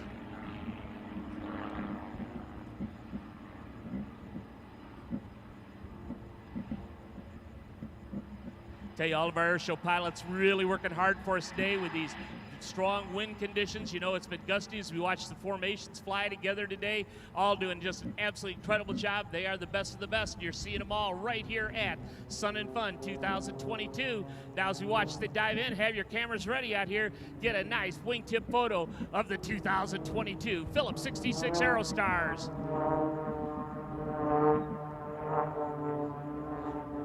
Look at that, working hard to keep that formation nice and tight.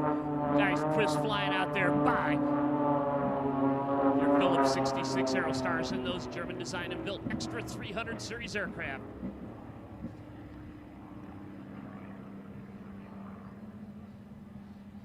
And now as they set up out here for their final pass, let's take the opportunity to say hello to each one of our 2022 Phillips 66 Aerostar pilots. Ladies and gentlemen, from your right, let's say hello to our team lead. He is the boss. Let's say hello to Harvey Meek. Flying on the left wing, that's Paul Rocket Hornick. And our right wing pilot and our solo pilot, that's Jerry Fosselmauler. Ladies and gentlemen, your 2022 Phillips 66 Aerostars. Thank you.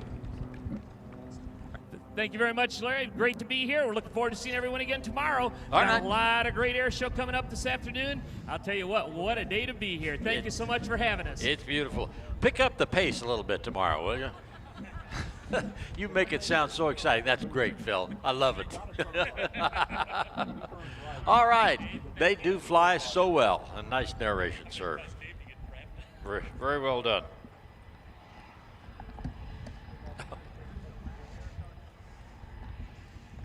All right, coming up next, ladies and gentlemen, Mr. Grant Nielsen. Going to be narrated by his lovely wife, Brittany Nielsen, who has joined us this year up on the announcer stand for Sun and Fun. He's way up high. He does what we call an air start. He'll be moving in very shortly as soon as we get some airplanes off the runway. Very uniquely painted airplane. And the name is Bravo.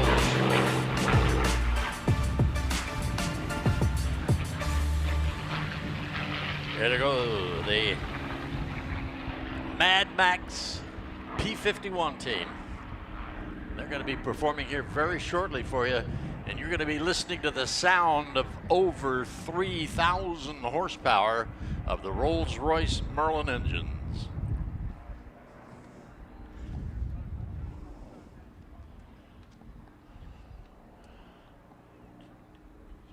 All right, ladies and gentlemen, let's go to Brittany with a microphone. Larry, thank you so much.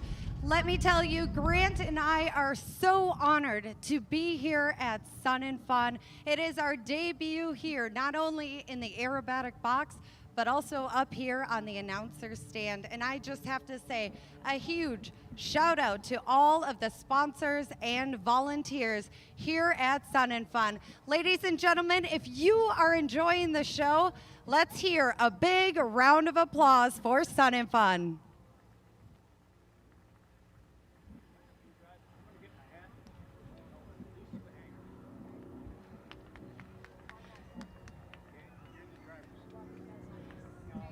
On the right, we have Grant Nielsen and the Cap 232 we call Bubbles.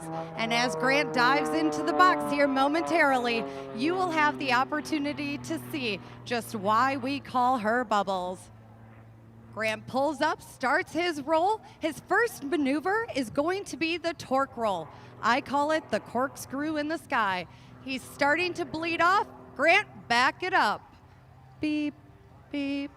Beep. You didn't know the airplane could go in reverse, did you?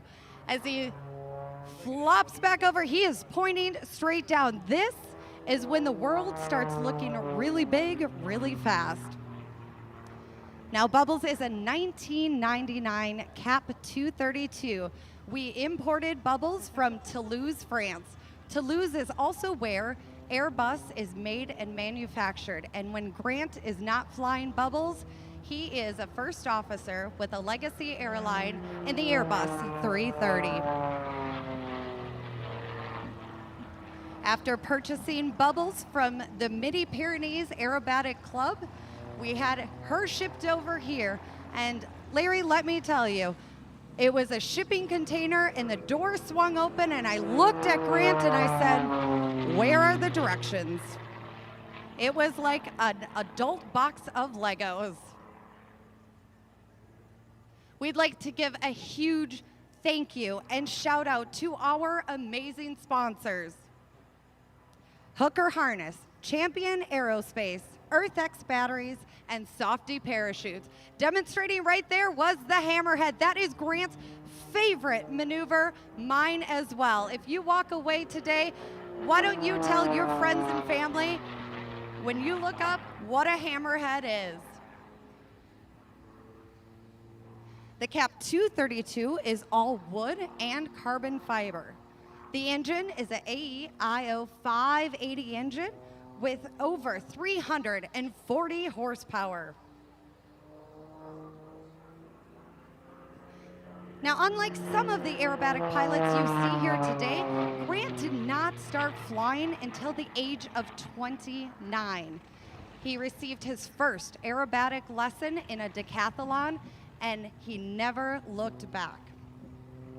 Grant has flown not only the decathlon, pit special, many of the various extras. He has 10 hours in the Ford Tri-Motor and is type rated on the 747, 757, the A320, and currently now on the A330 flying internationally. Let's just say aviation is in his blood. Grant's father was a pilot and his brother has a life career in the Air Force. Grant and I are based now in Bradenton, Florida, and we also have a hangar back in Wisconsin. So we have a ton of fun taking bubbles across the country, performing for all of you. There again is the Hammerhead, kicking the left rudder, pushing over the top, coming back down, giving us a nice little roll. As Bubbles comes down, show center, have your cameras. Be sure to follow us. Grant's giving us a wave. Wave back, everyone. Look at that. I think that's his signal to say, I'm having a ton of fun here at Sun and Fun. You can follow us on TikTok, Instagram, and Facebook at GN Air Shows or Grant Nielsen Air Shows.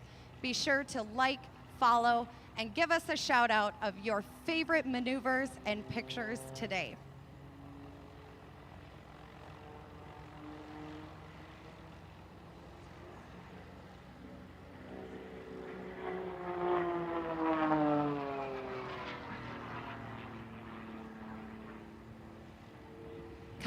Coming over the top and around, giving us a nice quarter roll. It looks like we have Grant performing a Cuban 8. So we have one side of an 8 laying down, and let's see if he completes that figure 8 in the sky, coming over the top, upside down. Thank you, Hooker Harness. Rolling, doing a few rolls over the top.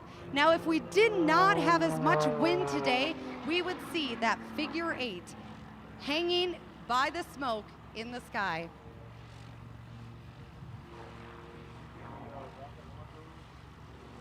Upside down in the Hooker Harness, we are seeing a Humpty Bump over on the right-hand side of our air show box. Now I'm gonna see if Grant is set up to do this maneuver.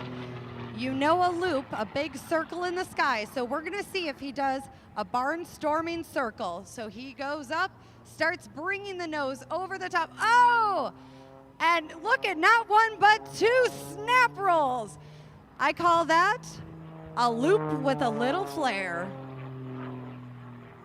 Now, Grant is also a competition pilot, and you may have heard today the International Aerobatic Club. The International Aerobatic Club does have a tent here. It's Aerobatics headquarters, located just behind our Warbirds. If you are interested in getting into aviation, especially aerobatics, I would invite you to go to Aerobatics headquarters and talk to some of the pilots that you are seeing here today. We love to not only showcase what aerobatics can do, but also talk to you about how to safely enjoy the sport.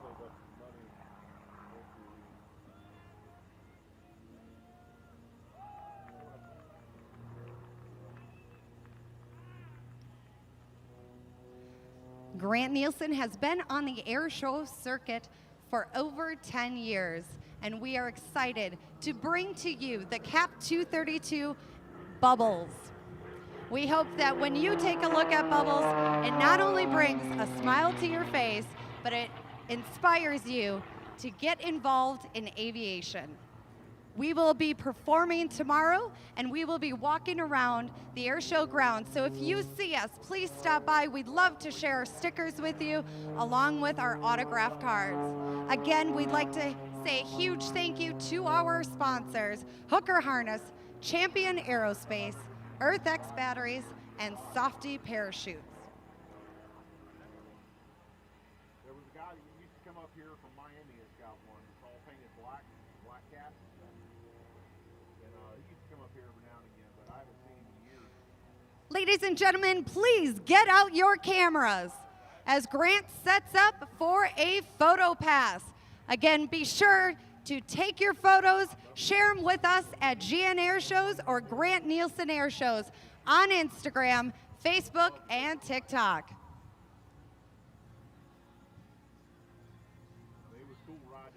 Coming in from the right, ladies and gentlemen, Grant Nielsen and the CAP 232 we call Bubbles.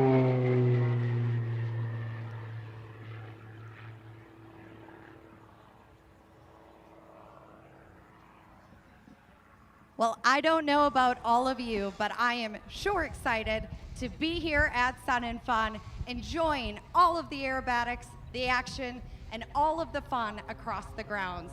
On behalf of GN Air Shows, I am Brittany Nielsen, and I want to say a special thank you and turn it over to Dave Keim. Dave, it's all yours. Or Larry, did you have something to say, Larry? No, go right ahead. All right. We're going to take it back a little bit here.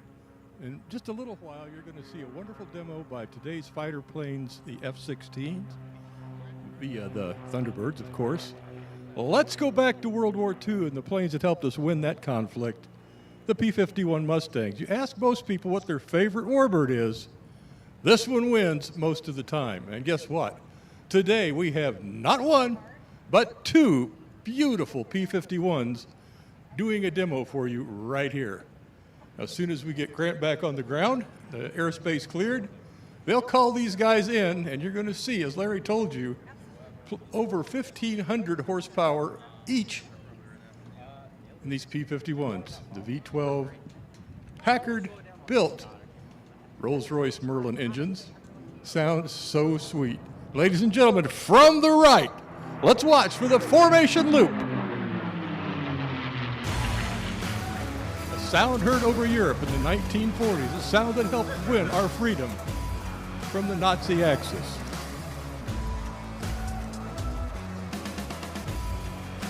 Over the top of the formation loop, we're going to see a right wing over.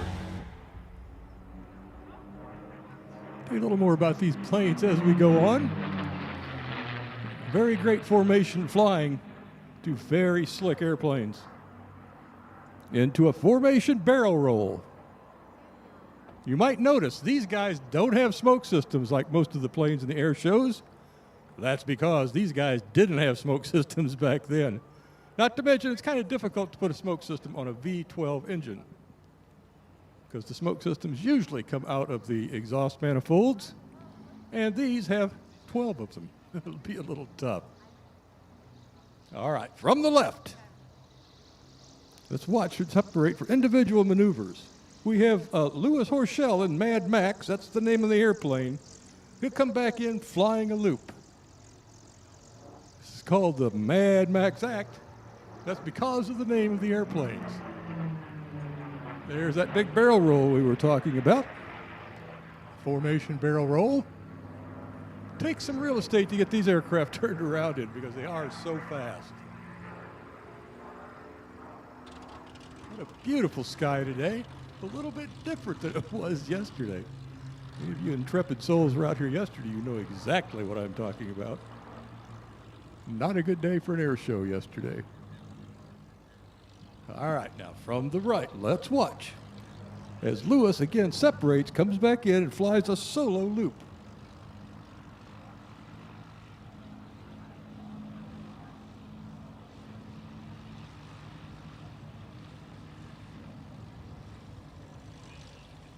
See the moon up in the sky. What a beautiful sky for an air show. Doesn't get much better than this. I hear the Mustangs out there. Nothing sounds like a P-51 Mustang. Here you go, from the right. Let's watch for that loop.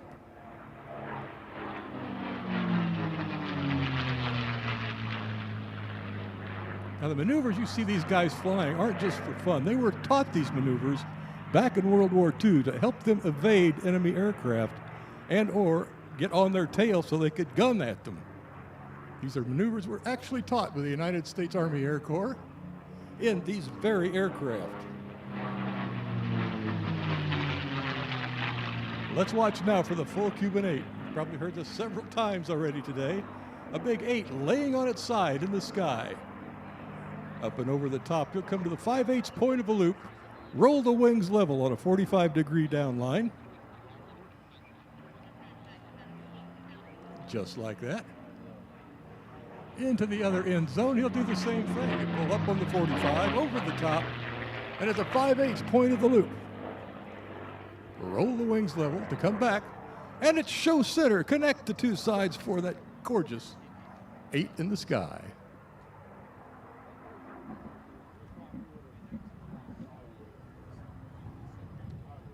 Gets lots of altitude on those.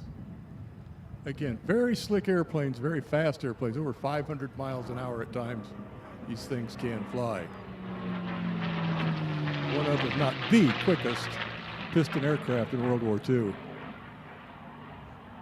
Okay, Lewis and Mad Max are going to take a rest.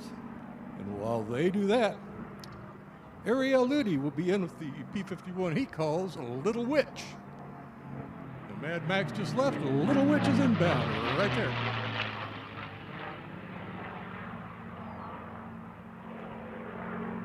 Ariel pulls to the vertical for a vertical roll.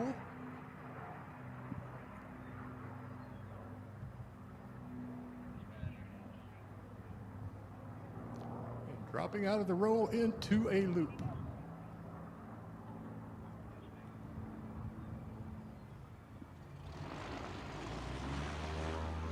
From the right. Tell you what, these are good aircraft to get photos of. Get those cameras clicking. Beautiful, polished P-51s. And believe you me, they look a lot better today than they did back in the days of combat. They weren't taking time to polish airplanes. They were taking time to refuel and rearm them. These proud owners today have them looking very, very nice. Okay, there's a loop from the right. Perhaps a half Cuban. At show center, he pulls back, doing about 4.5, maybe even 5 Gs, as tight as they're keeping these corners. And downhill again to complete the half Cuban 8.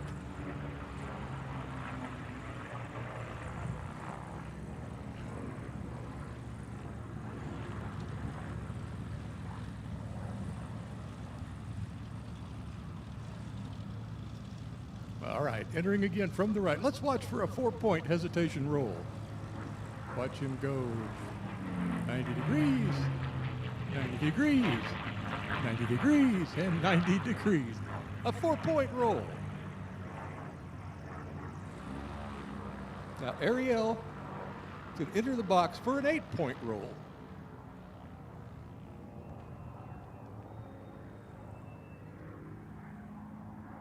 Converting that altitude into airspeed. Keep that thing going across there for the 8 points. Let's count them. Especially the kids. Count them. You got enough fingers. 1, 2, 3, 4, 5, 6, 7, 8. There you have it. The 8-point hesitation roll. A wing over to the right. And then in town for a barrel roll.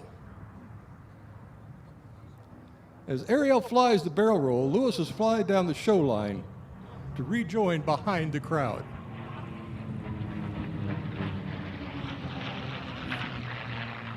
The hardest part of this maneuver is finding your partner in the sky. Once you find him, you can rejoin with him. going to rejoin right behind us.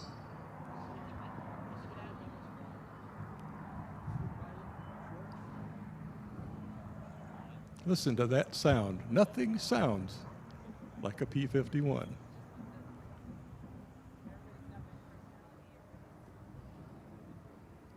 Okay, here comes Lewis down the show line at a high rate of speed.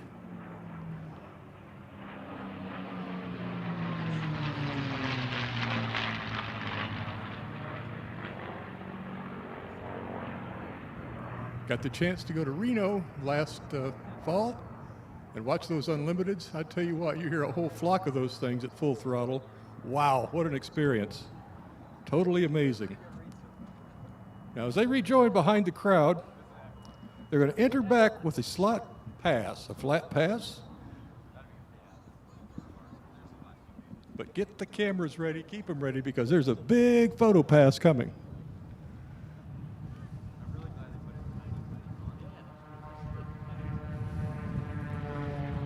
As someone else departs, I know who that is, but I'm not going to tell you. You'll find out soon enough. Rob Ryder in a box will tell you all about it, as I've been told.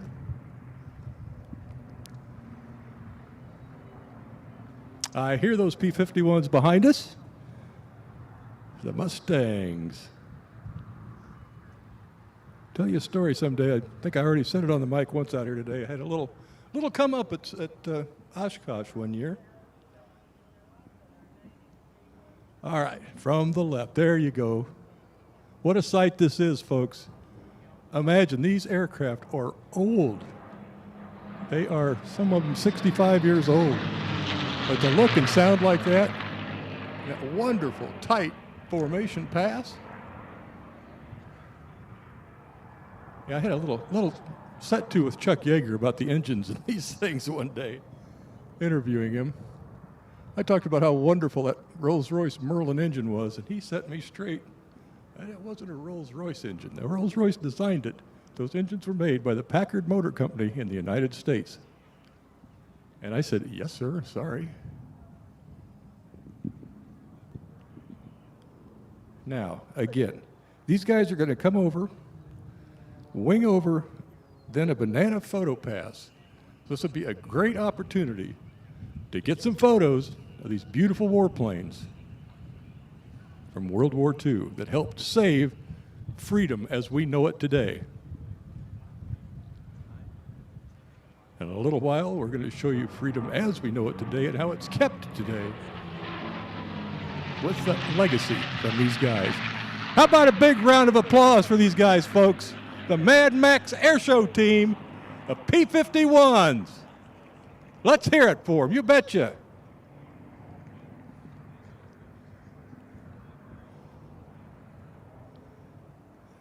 They'll be back into land. And again, let them know as they come by. Give them a big round of applause. Wave at them. I don't know if they're running the hero cars today or not.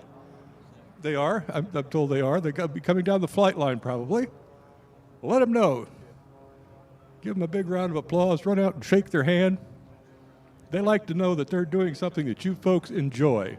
Because, like all of us here, they're volunteers. Not being paid to be here, just here because they love what they're doing. So let them know that that matters. Larry, what do we got coming up next, sir? Well, before we talk about that, I wanted to remind everybody about the Aerospace Center for Excellence here to engage, educate, and accelerate the next generation of aerospace professionals. That's why we're here. That's why we do Sun and Fun with the Air Show. Now, this is a great highlight, and this is really, the showstopper. But deep down inside, as John Leitz-Lienhaus says, and now Gene Conrad, who is going to be the new president and executive director, Sun and Fun Aerospace produces so many youngsters into the aviation industry, and we've got to keep that up. So if you can support us more than just coming to Sun and Fun, please do so. You can go to the website, click on the links that they have there if you'd like to donate some money. But also another way that you can help is joining us as one of the 3,500 volunteer positions that are open here. You know, Larry, we saw the fruition of that program right here yesterday. A 737 from Amazon left here with a young man flying captain in the 737 that started his career here 13 years ago at the wonderful school here. And yesterday we saw him at the wheel of a 737. Unbelievable. That's the kind of thing that's going on here, folks, and you can help make it happen. I might mention, too, Dave, both of these P-51 Mustangs that you just described are two of the very few TF models that they made. It actually has control sticks and rudders and such.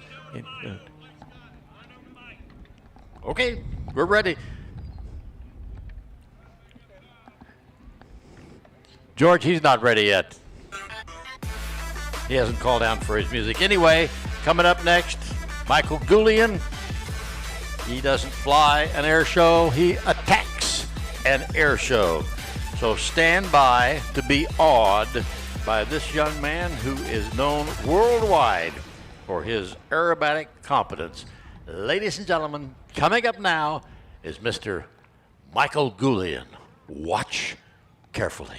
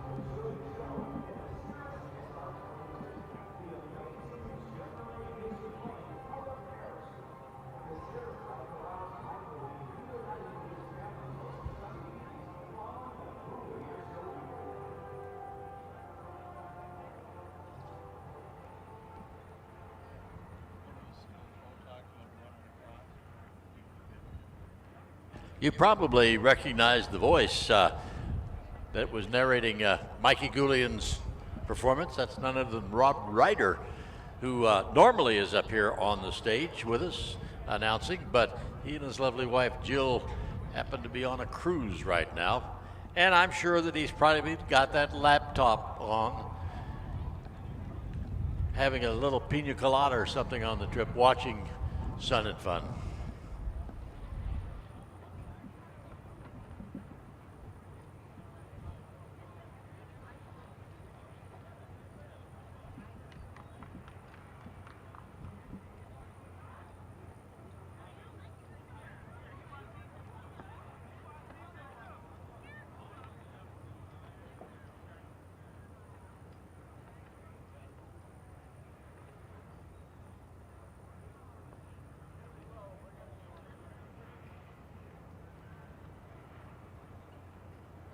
All right, you've probably been waiting for this.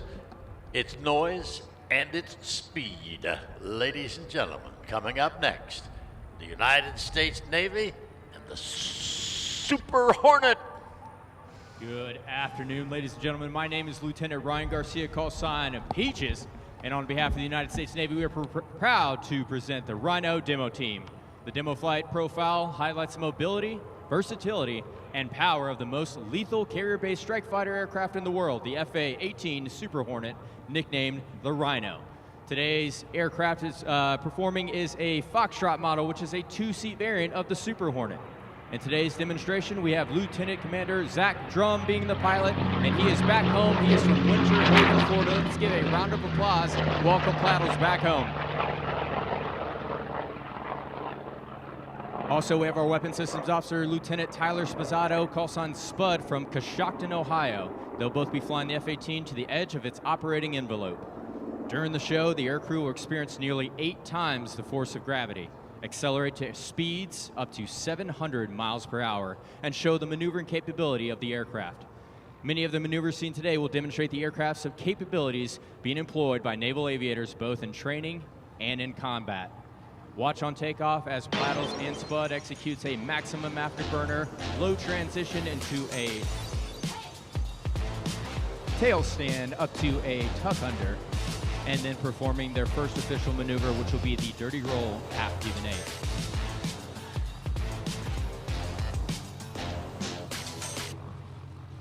Plattles and Spud, you are cleared for takeoff.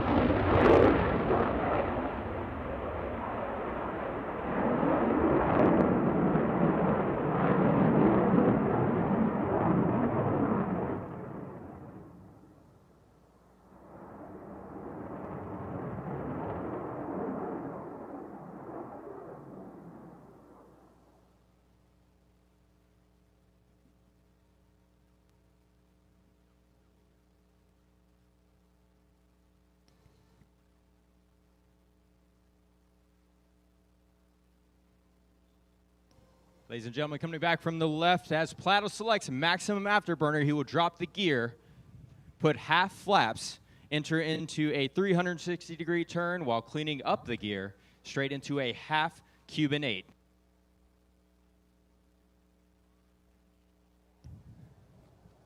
From the left, dirty roll half Cuban 8.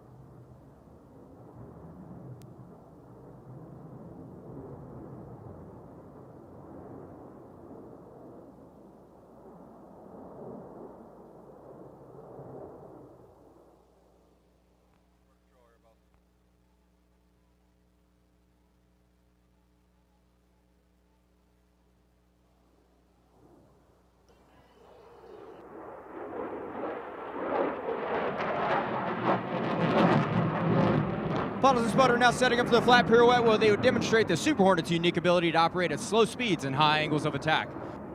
Watch as they execute a maximum performance loop away from the crowd, and at even slow speed, Plattles is able to rotate the nose 180 degrees parallel to the ground.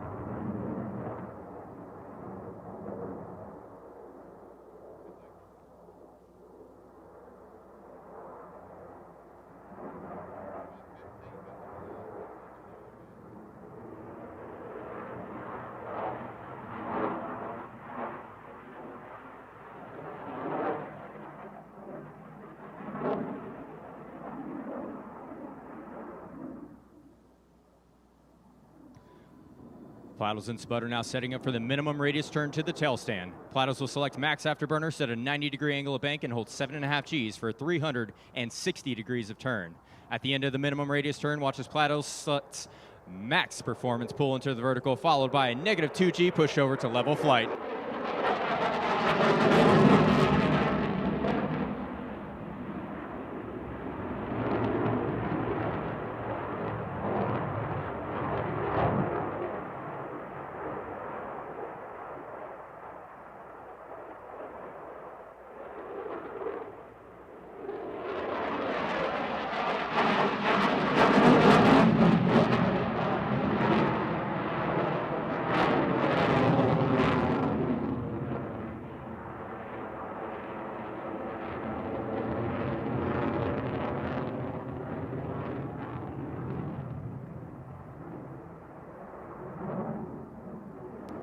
The aircrew now setting up for the high-speed pass. During this maneuver, they will approach show center at 200 feet at nearly Mach 1.0, or just under 750 miles an hour. You may notice the white vapor coming off the aircraft, indicating that it is close to the speed of sound.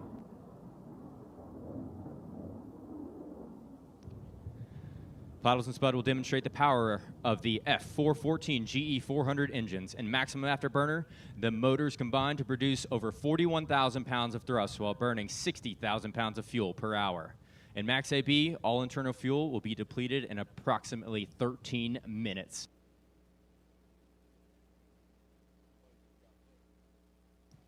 Let's see if we can get Spud on the radio to see how fast they're going.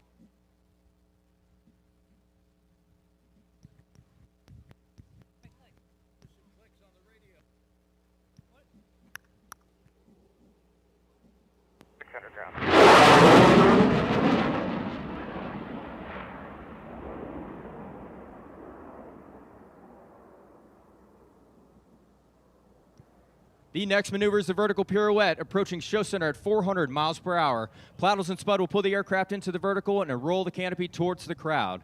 At the top, the aircrew will push the nose below the horizon, then pull the nose back above the horizon before yawing the aircraft without ever taking its canopy off the crowd.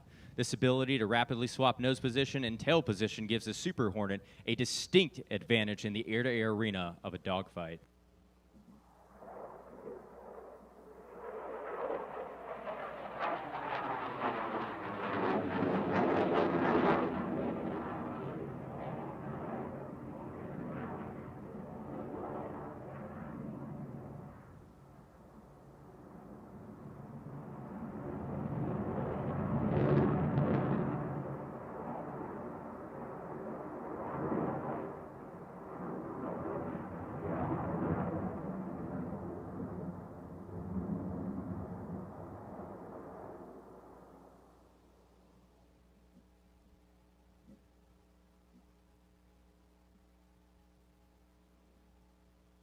Plattles and Spud are now setting up for the square loop as the Super Hornet approaches show center at 350 miles per hour. Plattles will rapidly reposition the nose 4 times, flying a square path through the sky.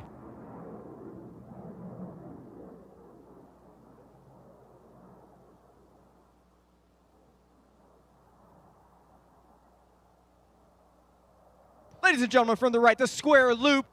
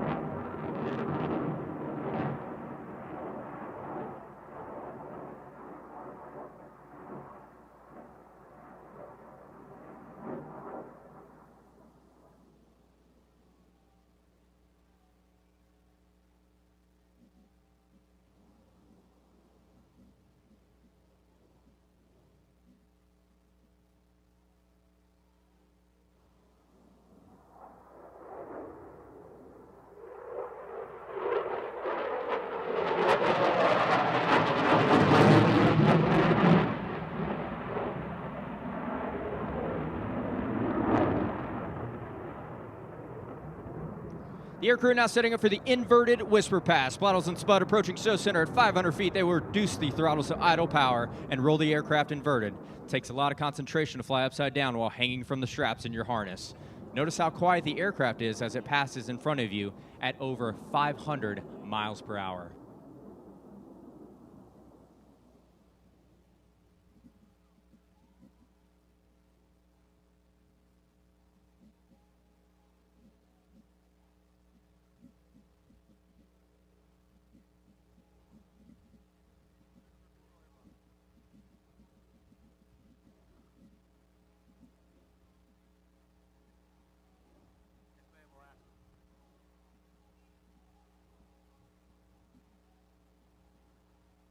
Ladies and gentlemen, from the left, the Super Hornet inverted whisper pass.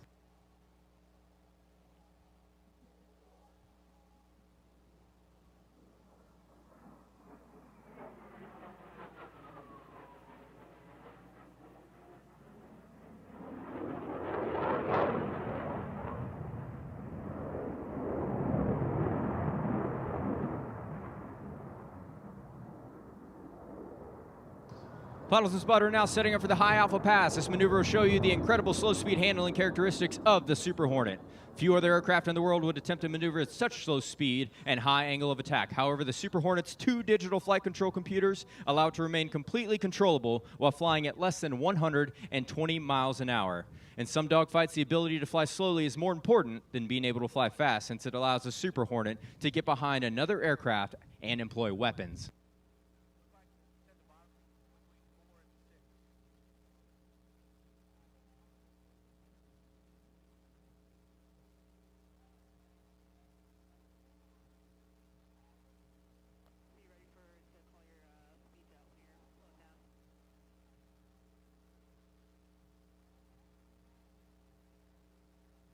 All right, we'll go back to the cockpit and hear Spud call out the ground speed. All right, Spud, tell us how slow you can go. There's 90 knots ground.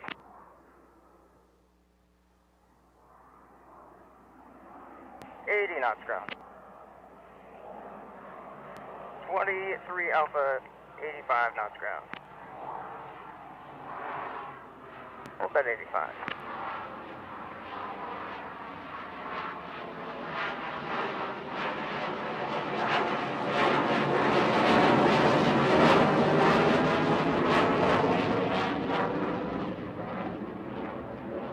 Still holding at 85 knots. 24 Alpha.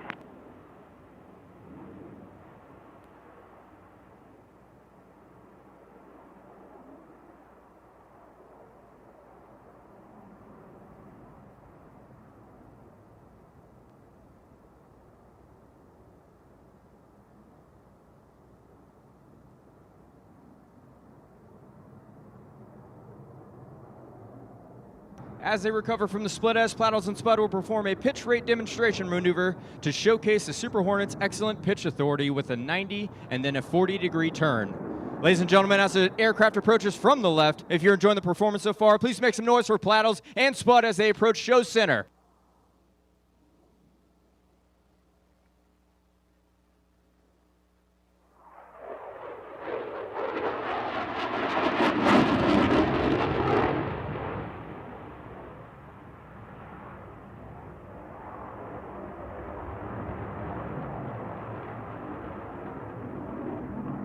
The job of a naval aviator is not complete until their aircraft is back aboard its floating home. And we take great professional pride in our unique ability to land aboard a 100,000-ton U.S. Navy aircraft carrier.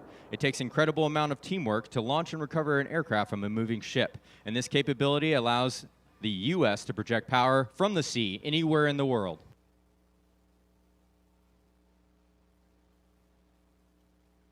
Ladies and gentlemen, from your left, the carrier brake.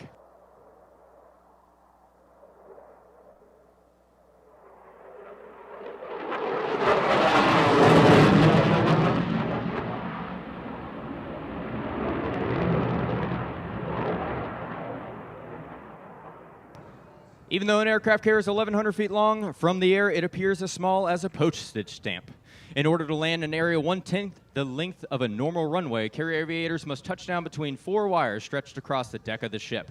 To do this, we use an optical landing system commonly referred to as the ball. During the final portion of the approach, the aircrew and landing signals officers, known as paddles, work together to get the aircraft safely aboard.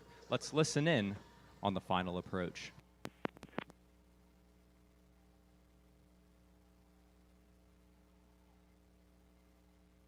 Power paddles ready to check.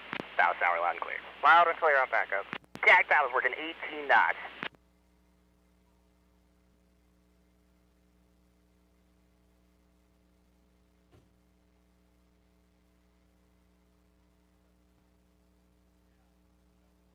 (206) 3/4 mile, call the ball. 206 Rhino ball 420. Roger ball 18 knots.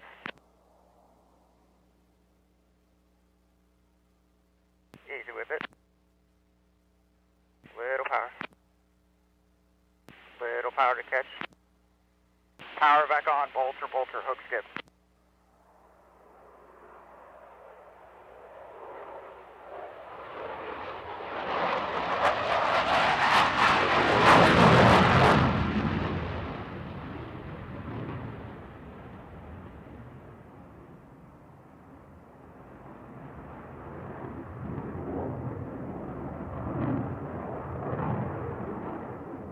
Rhino's pressing outbound for the photo pass.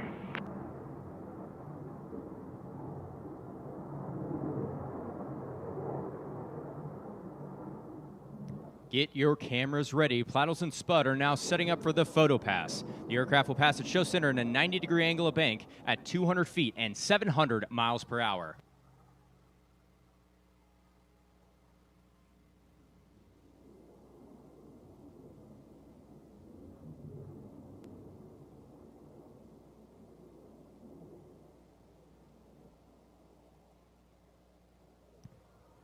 Ladies and gentlemen, from the right, the Super Hornet photo pass.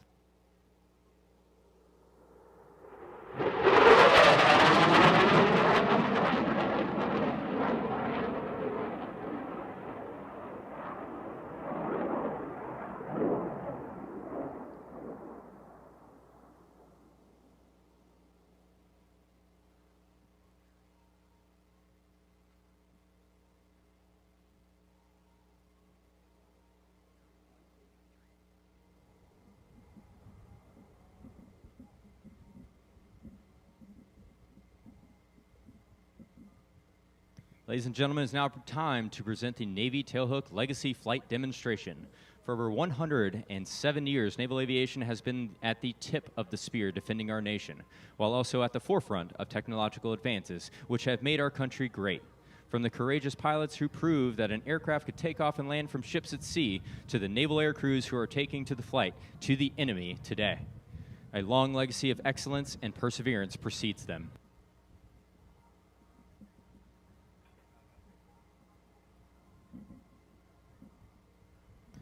What you're about to witness is dedicated to keeping naval aviation's ties to its proud legacy alive and well. Tailhook Legacy flight pairs venerable warbirds from our Navy's past with a high-tech weapon system known as the FA-18 Super Hornet. These unique and dynamic formation flight demonstrations, we aim to inspire the best and brightest of the next generation of young Americans to join the ranks of naval aviation.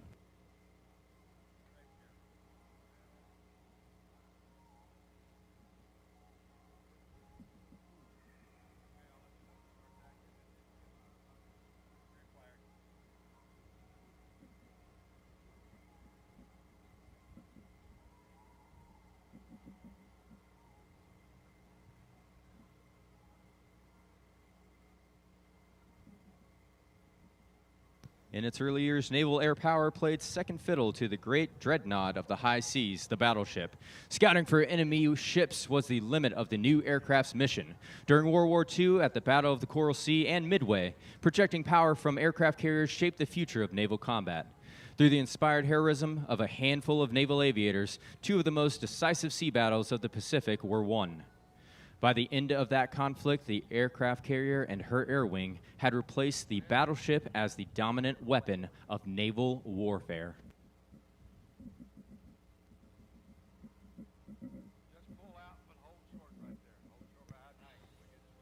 Ladies and gentlemen, get your cameras ready as the Corsair and the Super Hornet approach in section formation from the right. The Corsair, flown by Mr. Jim Torque Tobel, is the lead aircraft, and the Super Hornet is flying the wing position. You will be able to see and hear the distinct growl of the Corsair's Pratt & Whitney R2800 18-cylinder radial engine, and the power corrections made by the Super Hornet 2 General Electric F414 GE turbofan engines to maintain position and formation. And now,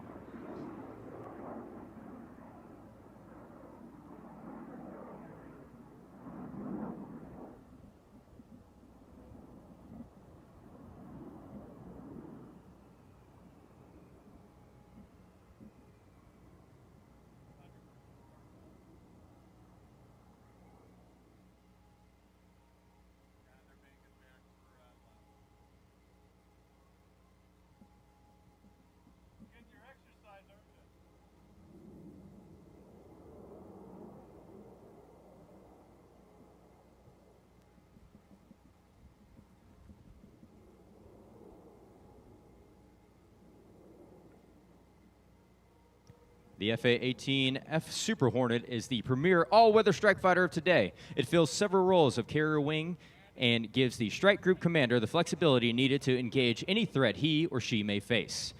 The mission of the Rhino include air superiority, fighter escort, suppression of enemy air defenses, all-weather day and night precision strike, tactical reconnaissance, and aerial refueling. The Rhino exemplifies our military's might and is key that you can sleep proudly knowing that the U.S. Navy truly owns the night.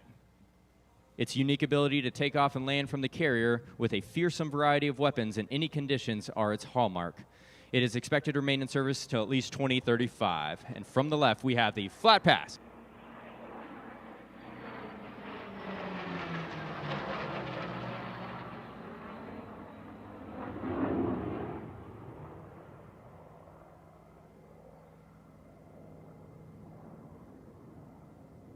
This F4U-4 Corsair, the Korean War hero, is proudly flown and maintained by Mr. Jim Torque Tobel of Jackson, Wyoming. This specific Corsair was built in August of 1945 and flew over 200 combat missions in 2 different squadrons from 2 different aircraft carriers during the Korean War. Corsairs saw combat in the Pacific and were also used extensively by the Navy and Marine Corps in the Korean War.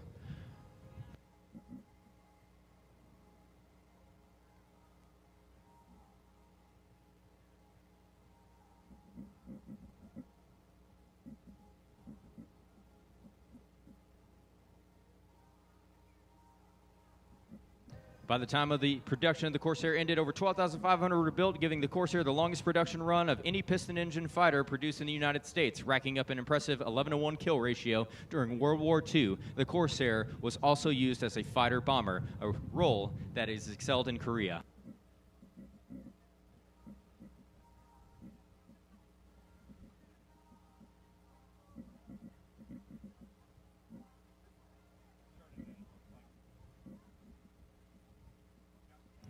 On their final pass, the Tailhook Legacy flight will approach from behind the crowd, past show center, and perform an opposing pitch-out maneuver for landing. After the break, the Corsair will continue its downwind turn and reconfigure for landing. The Super Hornet will reverse while climbing in the vertical to achieve separation for a carrier break and landing.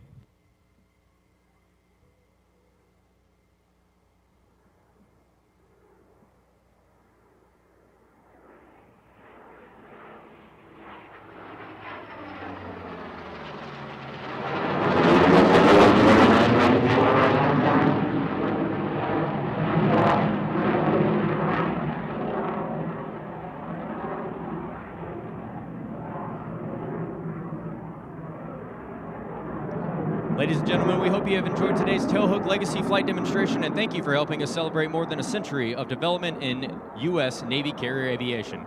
For those of you in the crowd who represent America's leadership of tomorrow, we can't wait to have you join our naval aviation team.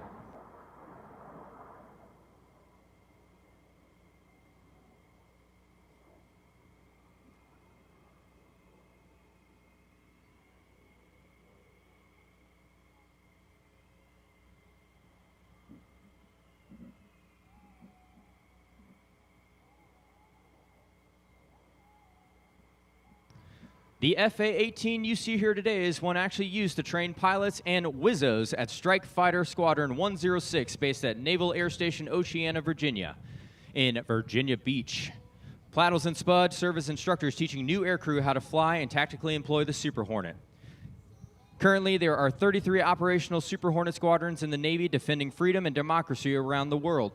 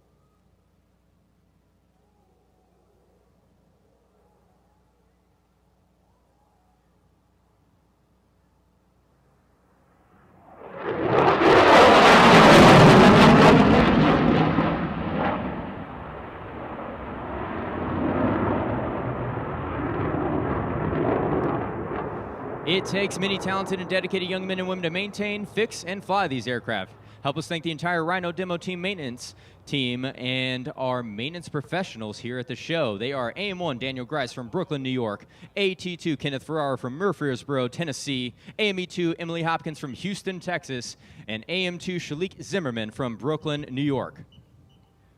Ladies and gentlemen, on behalf of the entire United States Navy, we thank you for allowing us to demonstrate the capabilities of the FA-18 Super Hornet.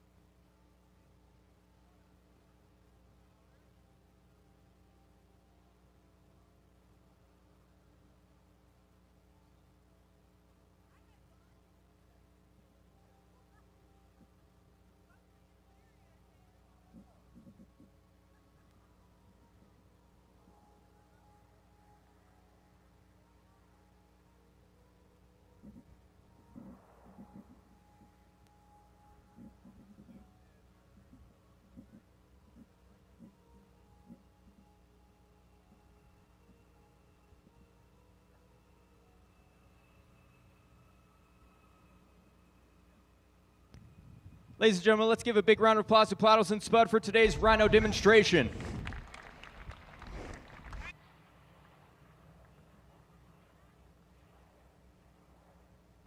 Okay, ladies and gentlemen, as we get Jim Torktoble and Paddles in the Super Hornet off the runway, let me ask you a question. Are you ready to watch the Thunderbirds? Oh, wait. Come on. Look, I'm from Florida, too. That was really poor. They've flown all the way from Las Vegas here to fly for you today. Let's make them feel at home. I'm going to ask you again. I would like to have a Floridian response. Are you ready for the Thunderbirds? You got it, Primo.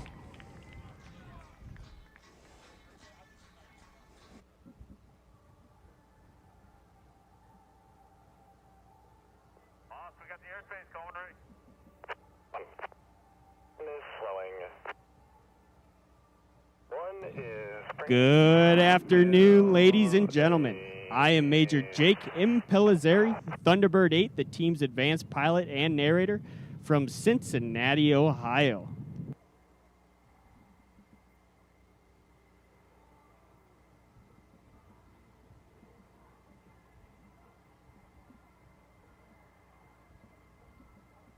Hey, 135, Right now, the pilots are completing some pre-flight checks at the end of the runway, and once they are ready, they will take to the skies. Soon you will hear Thunderbird 1 command the pilots to run up their engines as they accelerate down the runway from your right to your left.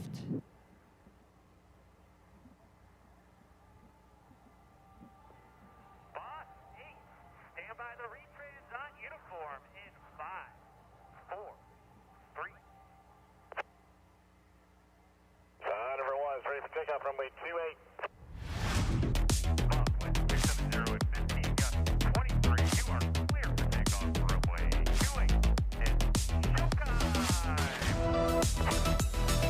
Number 1 is ready for takeoff, runway 28. Thunderbirds, let's run them up.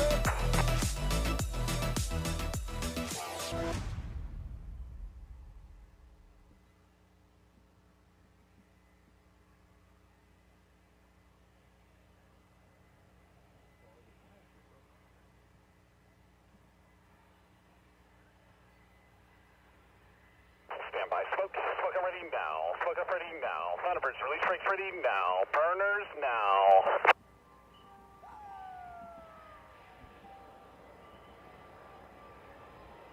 Nose wheel steering. Nose wheels. Here now.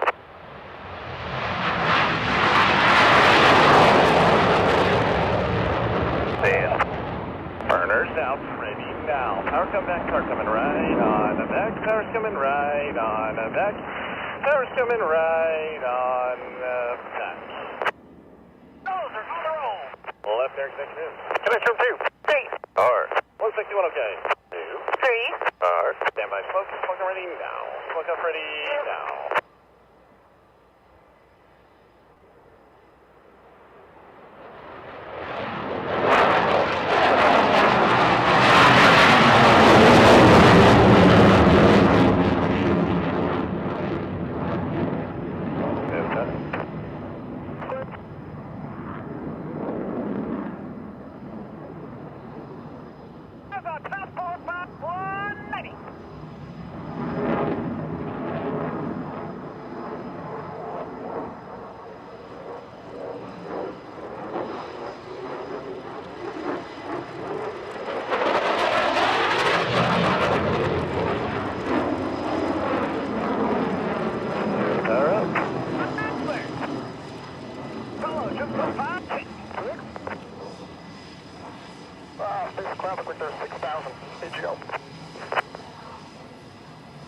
Back left for a low opener. Oh yeah. Left turn.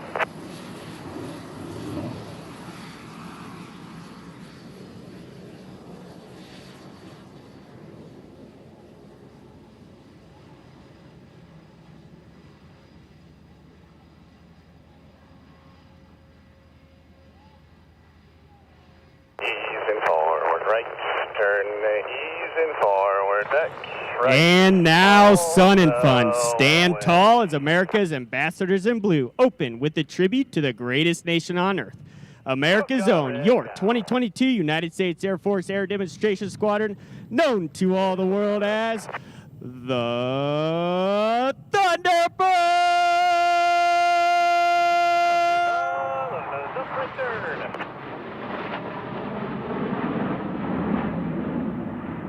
A little more.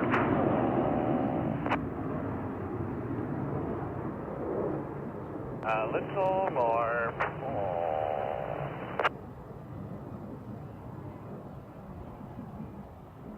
Olivia.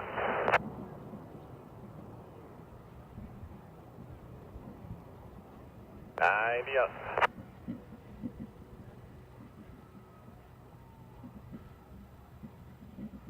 Easing for just a bit. Approaching the left. Easing forward, left. Turn, easing forward, back, left. All the way. Go friend.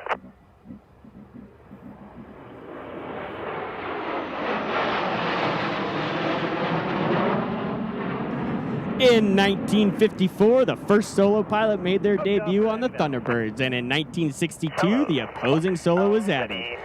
Now look from behind and overhead as the solos execute the ever-inspiring crossover break.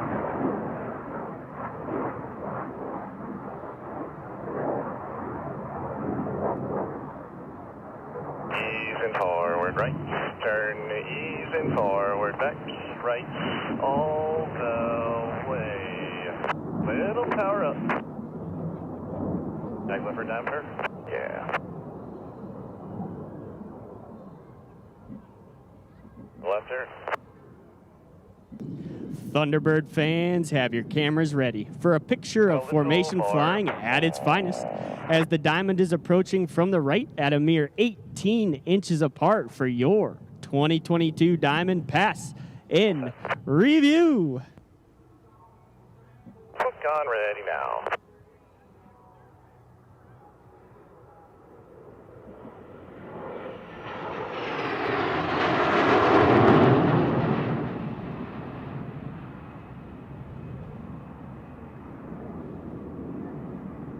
Hook off, ready now, right turn. Little power up.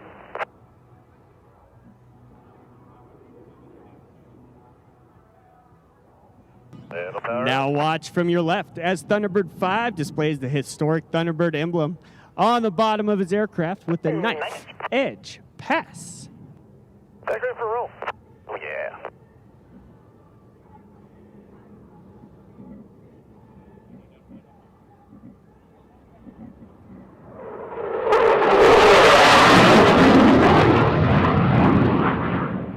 Right turn. Quick. Calypso. Calypso. The original Thunderbird Diamond was led by Major Dick Catledge, with twin captains Buck and Bill Patillo as wingmen and Captain Kanaga as the slot pilot. Now look in front and to your left as the current Thunderbird Diamond maintains precise formation position in the Diamond Roll.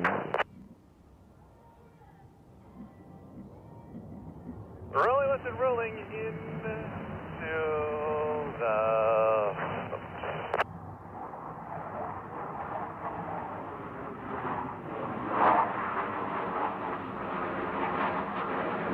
Back in with the... Oh! Hook up, ready now. He's in forward. Right turn. Then power back. Get my board. Force down. A little more. Hold there, slow right down. As we fly for you today, we are proud to represent America's Air Force. We are the most lethal Air Force on the planet. Now look back and to your right and find Thunderbirds 5 and 6 teamed up for the Calypso Pass. 190. Ease in forward, left. Turn, ease in forward, back, left. All the way. Hook off. Ready now, go for it.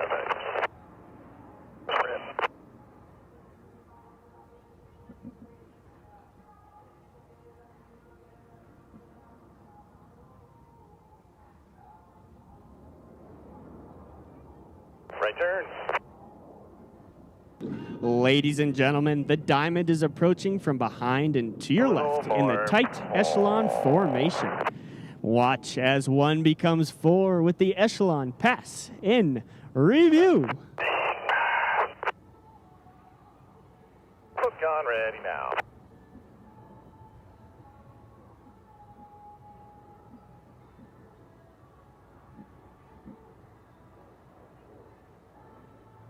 Go center.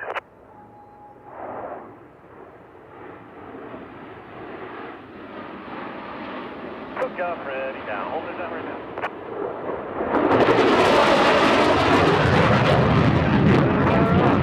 Surprise, ladies Lakeland. That was Thunderbird 6 sneaking up on you with the sound of freedom. Now from your left, watch as our lead solo, Major Oliver, maintains level flight while performing the challenging slow roll.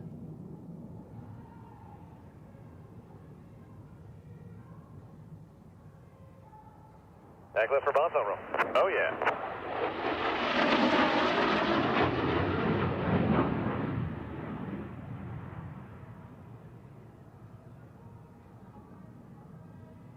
Clear. Ease and forward, a little bit of right. Thanks. Now from the right, Captain Katz will approach upside down at nearly 500 miles per hour. As he reaches show center, watch as he quickly rolls 360 degrees back to inverted flight. A little more. 200.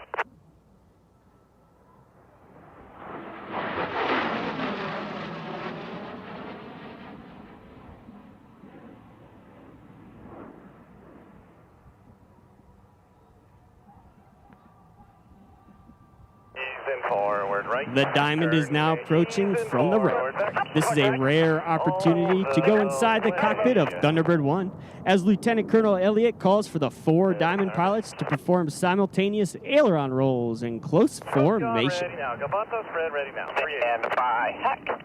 Oh, let's heck now. Or spread. Slopes off. Ready now. And roll.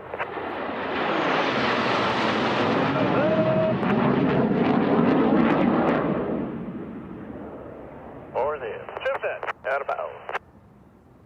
Tag river tune up. Feet. Or.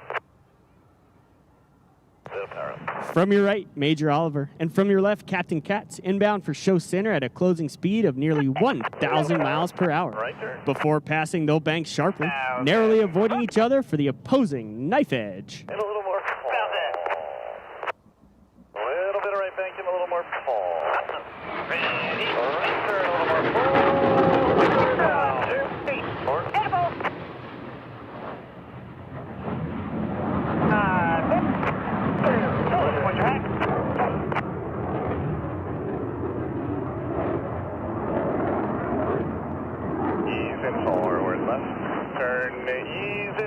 Approaching ahead and to your left, the Thunderbirds are in the challenging trail formation with each wingman flying just a few feet from the aircraft in front of him. On command, watch as they smoothly transition back to the Thunderbird Diamond formation. Now, set that right now.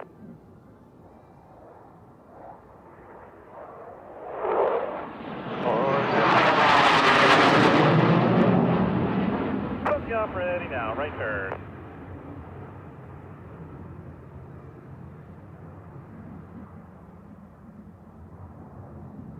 Stop turn.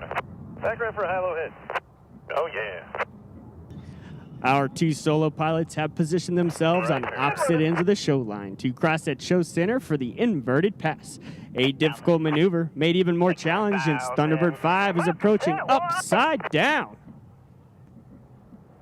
Little power back. Ready.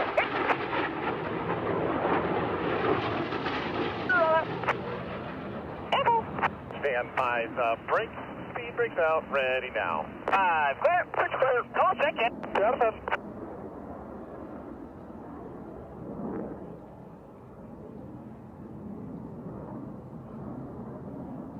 Stand by gear. Gear now.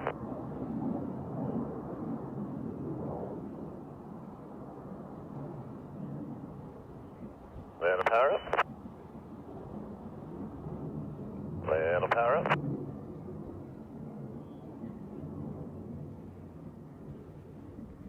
Little power back.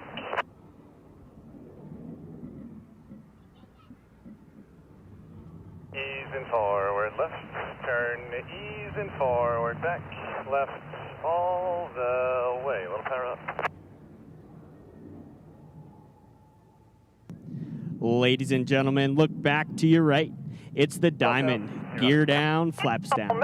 Above them in hot pursuit, look for smoke. That's Major Oliver closing in on the diamond at over 500 miles per hour. Watch as he maneuvers his F-16 to intercept and overtake the diamond directly in front of you.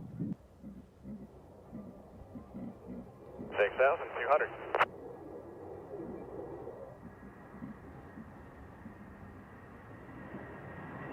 4,200.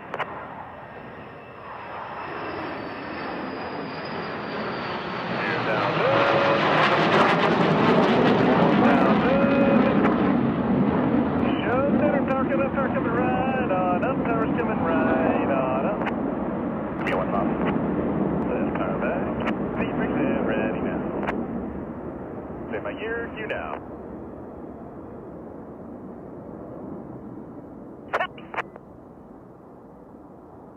Join up, pass. Left gone, ready now. Right turn. Power's coming back, power's coming right on. Back power's coming right on.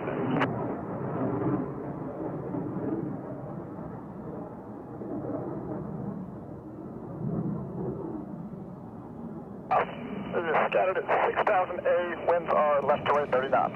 While the maneuvers you're watching today are in tight formation and at low altitude, they require the same level of concentration and discipline that every Air Force pilot must employ. Whether flying combat missions over hostile territory or flying in support of humanitarian efforts in adverse conditions. Now watch as Thunderbird 5 completes his rejoin with the Diamond to perform the low bomb burst.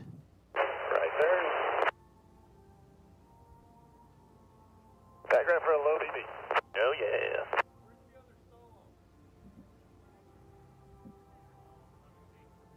Positive. A little more.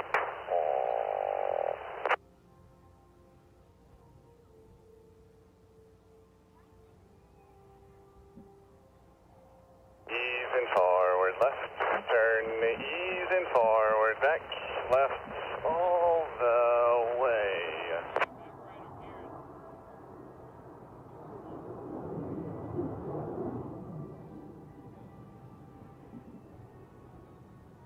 Stand by, stop. Brake, slip, brake, ready, down. Brake, ready, down. Brake, ready, down.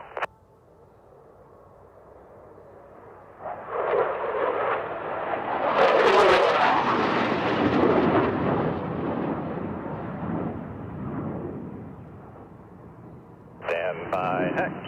Let's heck now.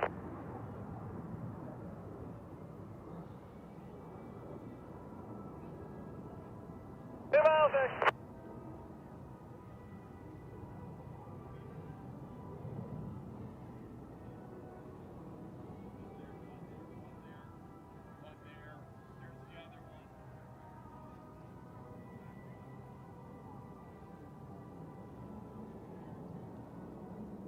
Miles on tap. 1 plus that. 1 mile. Alley 13. 4. Just right.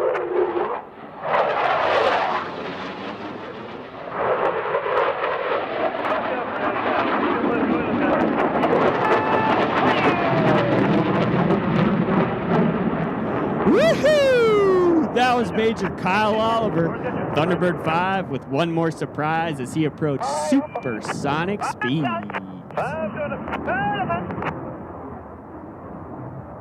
While supersonic speeds are critical in chasing down the enemy, slow speed handling is just as important in aerial combat. Watch from the right as Captain Katz goes from low and slow to a full afterburner muscle climb. 190. Power back.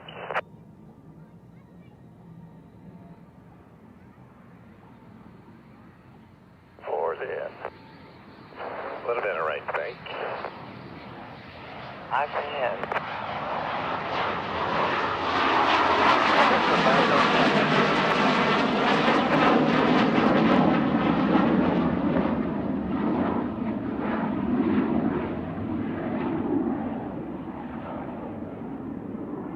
Ease in forward, left. Turn, ease in forward, back, left, all the way. 5-car ready now.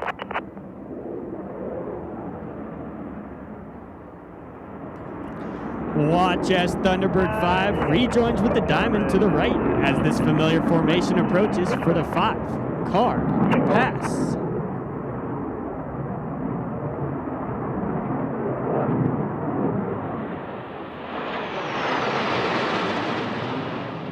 No center.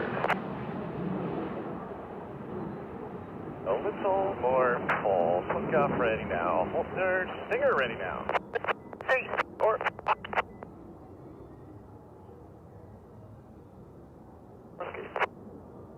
Left turn. Little power up.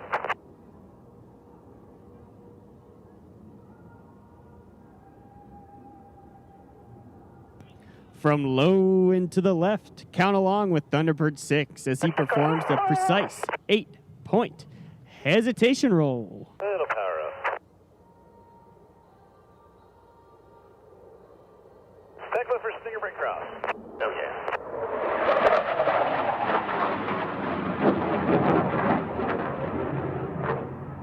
Ease it for a little bit of right. Think.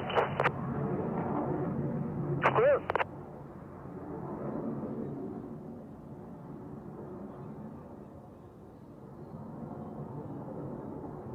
Turn.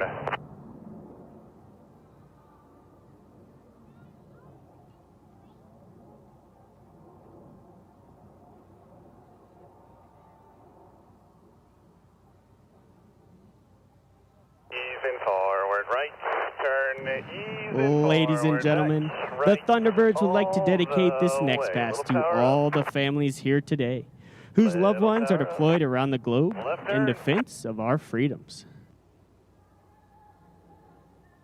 In with the pull, set.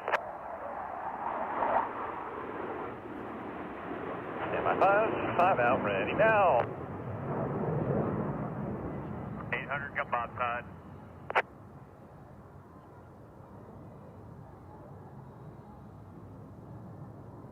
.180 out, 1.8.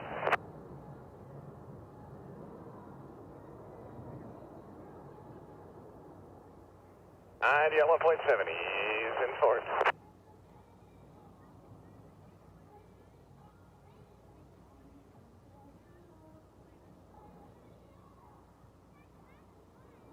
Ease in forward, right, turn 1 mile, ease in forward, back, right, all the way. Fuck off, ready now, right turn. Clear. Turn half, Jimmy.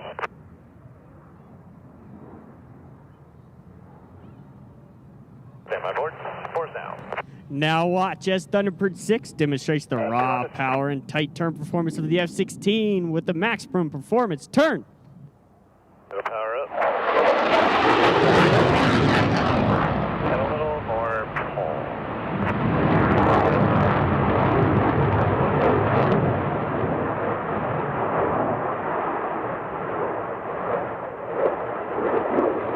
Take right for burner 3.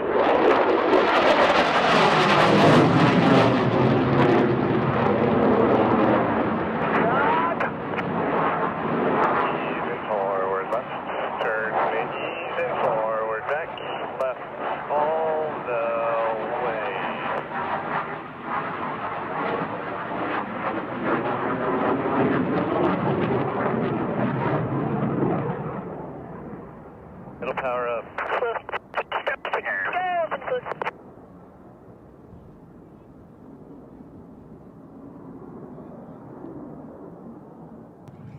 Look behind and to your right for precision flying under G with the Diamond Burner 360.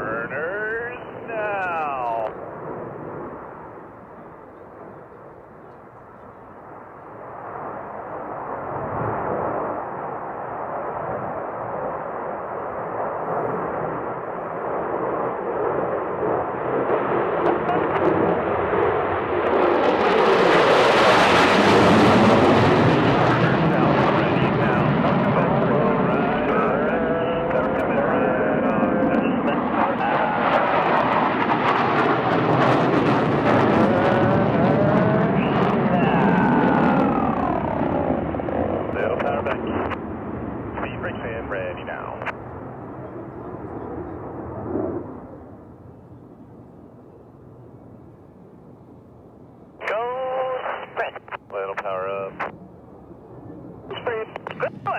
As our two solo pilots, Thunderbirds 5 and 6, rejoin with the Diamond to form the Thunderbird Delta formation, we would like to take a moment to honor those veterans in the crowd today whose service and sacrifice have given us the freedoms that we greatly cherish.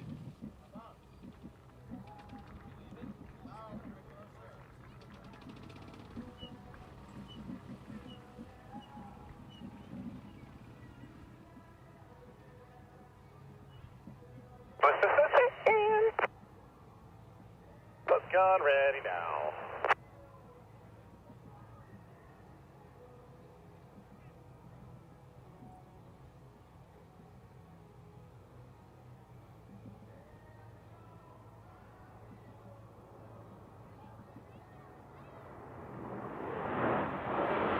Show center.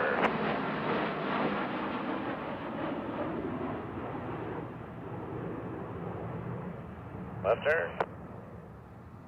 Little power up. Stop turn. Little power up. Left turn. Little power back.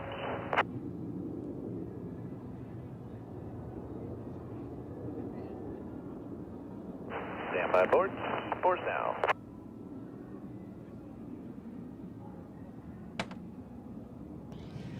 Now watch as Lieutenant Colonel Elliott repositions the Delta formation for the Delta roll.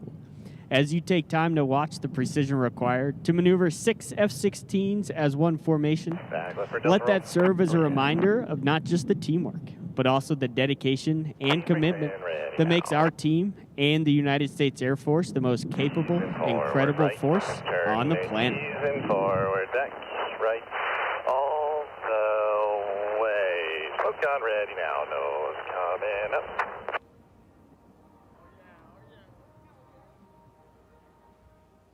Rolling left and rolling into the...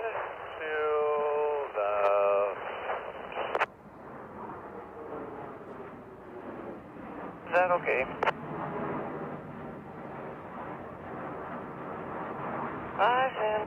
Done. Continuing the left roll. And a little more pull.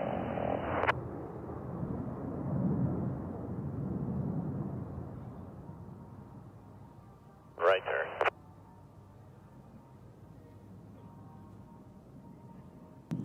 As the Delta soars above, we are proud to represent the 66,000 airmen who are deployed around the world in defense of our freedoms. While our airmen, guardians, soldiers, sailors, coasties, and Marines risk their lives every day to fight for our democracy, it is the families that stay behind who are the silent heroes of our military. Their sacrifices do not go unrecognized, and we thank every mom, dad, husband, wife, son, and daughter who support their deployed military member each day while they fight to keep our own country free. Back right for Delta 360. Oh, yeah.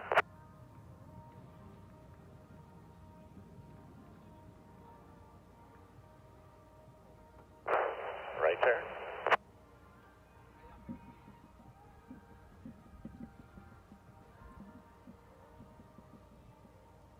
Ease in forward, left turn, ease in forward, back. Now from your right, watch the formation of 6 F-16s precisely maneuver, showcasing teamwork at its finest for the Delta 360. Right turn.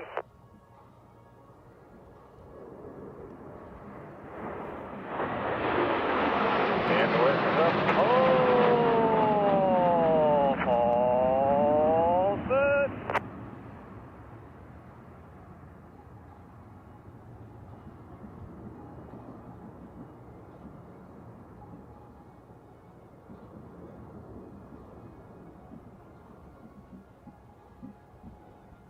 One idiot.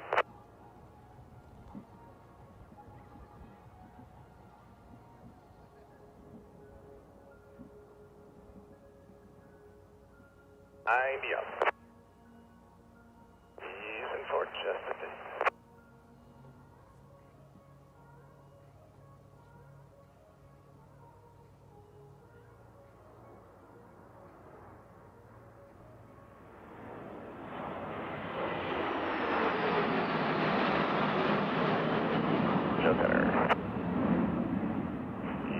a little bit on the left. Thanks.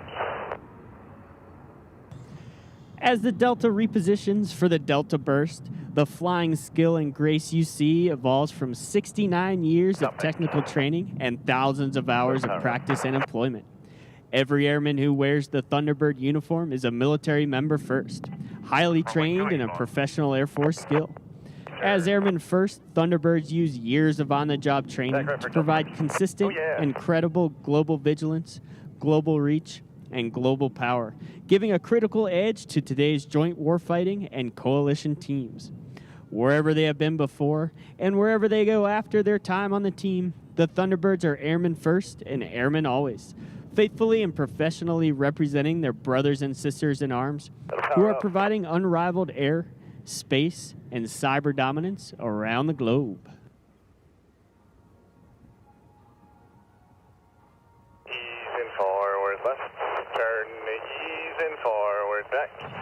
Approaching from directly in front, your 2022 Thunderbirds and the inspirational Delta Burst.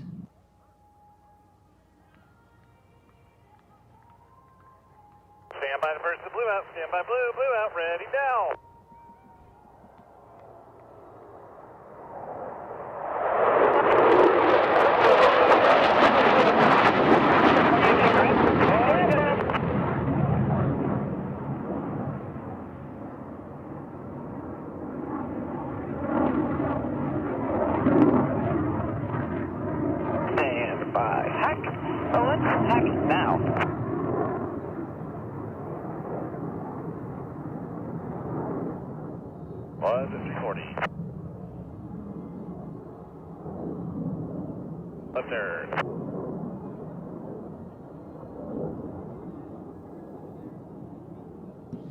Our solo pilots are once again inbound for a high-speed head-on pass.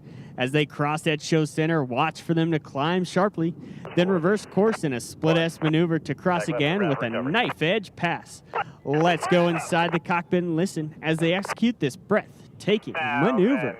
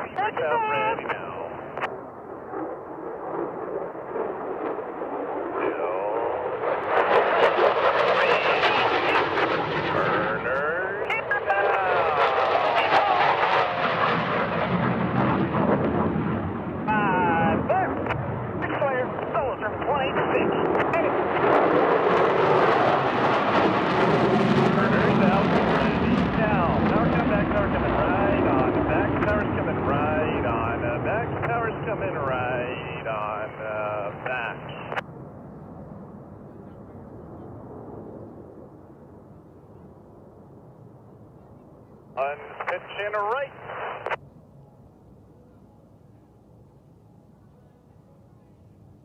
Smoke. Slides on top, 16,300 slowing.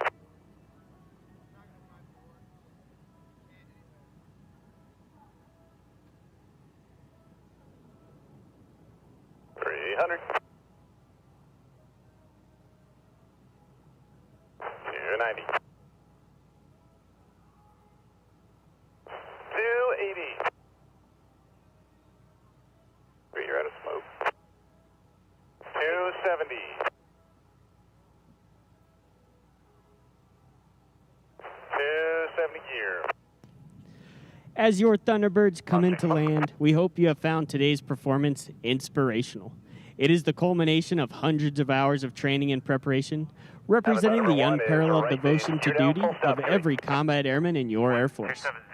We encourage those young people in the audience today to dream big, choose integrity, to serve their communities and families, and surround themselves with excellence. Thunder for 3 gears. Gear 3. Thunder for 4 gears. Copy, gear 4.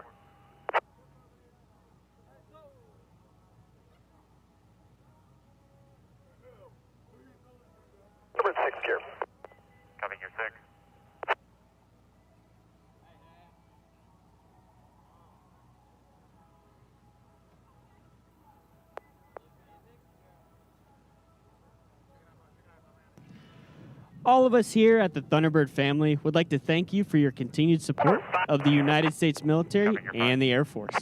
It has been our great honor to represent America's airmen with our performance today. Please visit us at airforce.com/Thunderbirds or follow us on any of the social media platforms, Facebook, Instagram, YouTube, and Twitter at AF Thunderbirds.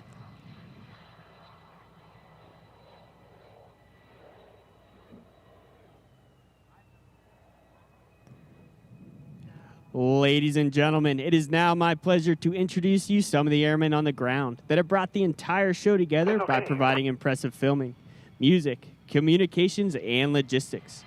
Located right here at our communications trailer, please help me recognize our Chief Enlisted Manager from Sumter, South Carolina, Chief Master Sergeant Timothy Johnson. Our Squadron First Sergeant from Hampton, Virginia, Master Sergeant Terrace Lee. Our Operations Flight Chief from San Antonio, Texas, Master Sergeant Roger Ramos. Our Section Chief of Thunderbird Communications from Riverside, California, Tech Sergeant Tierra Pippins. Our NCOIC of Thunderbird Radio Frequency Transmission from Manchester, New Hampshire, Staff Sergeant Jordan Petro. Flight Chief of Thunderbird Airlift Operations and Note Specialist from Coopers Cove, Texas, Master Sergeant Jerry Batalon. Our Unit Training Manager and DJ for today from Misawa, Japan, Tech Sergeant Yuka Hariyama. Our Assistant NCOIC of Computer Systems Administration and Videographer from Huntington Beach, California, Tech Sergeant Kyle DeWald. Our NCOIC of the Commander's Support Staff and Videographer from Melissa, Texas, Staff Sergeant Matthew Toole. Our Resource Advisor and providing timing for our show from Columbus, Georgia, Master Sergeant Rami Batter. Our NCOIC of Public Affairs from Pottstown, Pennsylvania, Tech Sergeant Nick Myers. Our NCOIC of Command Information from San Diego, California, Staff Sergeant Andrew Sarver. Our Thunderbird Photographer from Killeen, Texas, Staff Sergeant Brianna Diaz. Our Aircrew Flight Equipment Shift Lead from Colorado Springs, Colorado, Staff Sergeant Brandon Butler. And our Aircrew Flight Equipment Shift Lead from Tallahassee, Florida, Staff Sergeant Deanna Quijada. As you have witnessed, the precise execution of our demonstration requires unparalleled devotion from all of our 130 airmen, each possessing refined skills and distinctive abilities. The unique backgrounds of our team members represents the rich diversity of our nation and is the key to making today's demonstration a success. 7 Alpha Juliet, depart. Flying copies, Alpha Juliet, depart.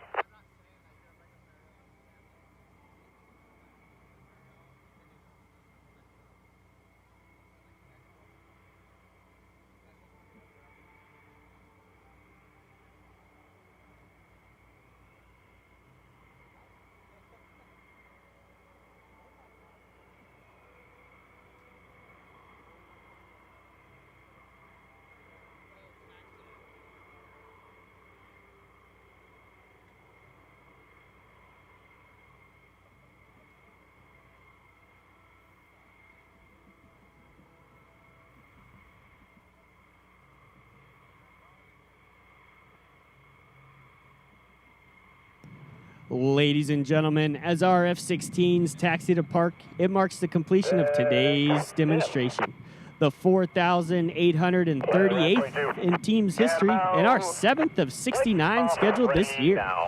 We are pleased to have flown for you today and to showcase the quality in action and pride in performance that has been the foundation of the United States Air Force for over 70 years. This year is extra special for us as it marks the 75th anniversary of your United States Air Force. Happy birthday, Air Force. Now, it takes more than just superb flying ability to accomplish the Thunderbird mission. It takes outstanding support, including 130 of the finest enlisted members of your United States Air Force, and 6 additional officers, including Thunderbird 7, our operations officer from Spring Grove, Pennsylvania, Major Ryan Yingling. Thunderbird 8, that's me, our advanced pilot and narrator from Cincinnati, Ohio, Major Jake M. Pellizzeri. Thunderbird 9, our flight surgeon from Mountain City, Tennessee, Captain Travis Grindstaff. Thunderbird 10, our executive officer from Wildwood, Missouri, Captain Katie Moorkamp. Thunderbird 11, our maintenance officer from Levittown, Pennsylvania, Major Bobby Gula. And Thunderbird 12, our public affairs officer from Clifton Park, New York, Captain Katie Toner. And now, ladies and gentlemen, your demonstration pilots for the 2022 Thunderbird team. Thunderbird 1, the team's commander and leader from Houston, Texas, Lieutenant Colonel Justin Elliott. Thunderbird 2, the left wing from Cerritos, California, Major Ian Lee. Thunderbird 3, the right wing from Stillwater, Minnesota, Major Lauren Schlitting. Thunderbird 4, the slot from Orlando, Florida, Major Zane Taylor. Thunderbird 5, the lead solo from Beaver Creek, Ohio, Major Kyle Oliver. And Thunderbird 6, the opposing solo from Los Angeles, California, Captain Daniel Katz. The Thunderbirds thank you for letting us perform for you here in the great state of Florida.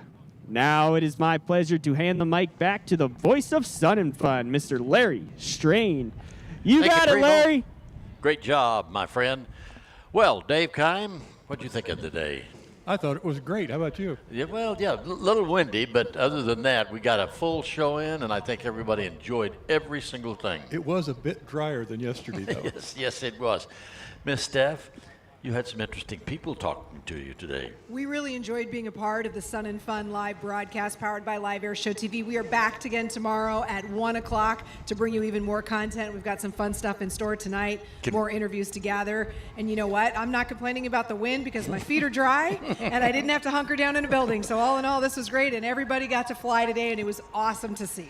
Can you give us a hint of what you got in the store for tomorrow? No, sir. I know better. You got a sticker. How about this? I'll tell you it involves Jimmy Fordham. Jimmy Fordham. It involves a little Team Aeroshell action tomorrow. So it should be a lot of fun. Very good.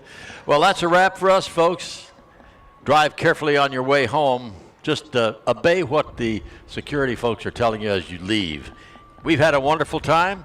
If you loved it today, come back tomorrow. We'll have more. We have two more days of it. We have a night show tomorrow. Yes, sir. Fireworks, everything. See ya. Have a great night. See you then. Have a great evening, Bye. everyone.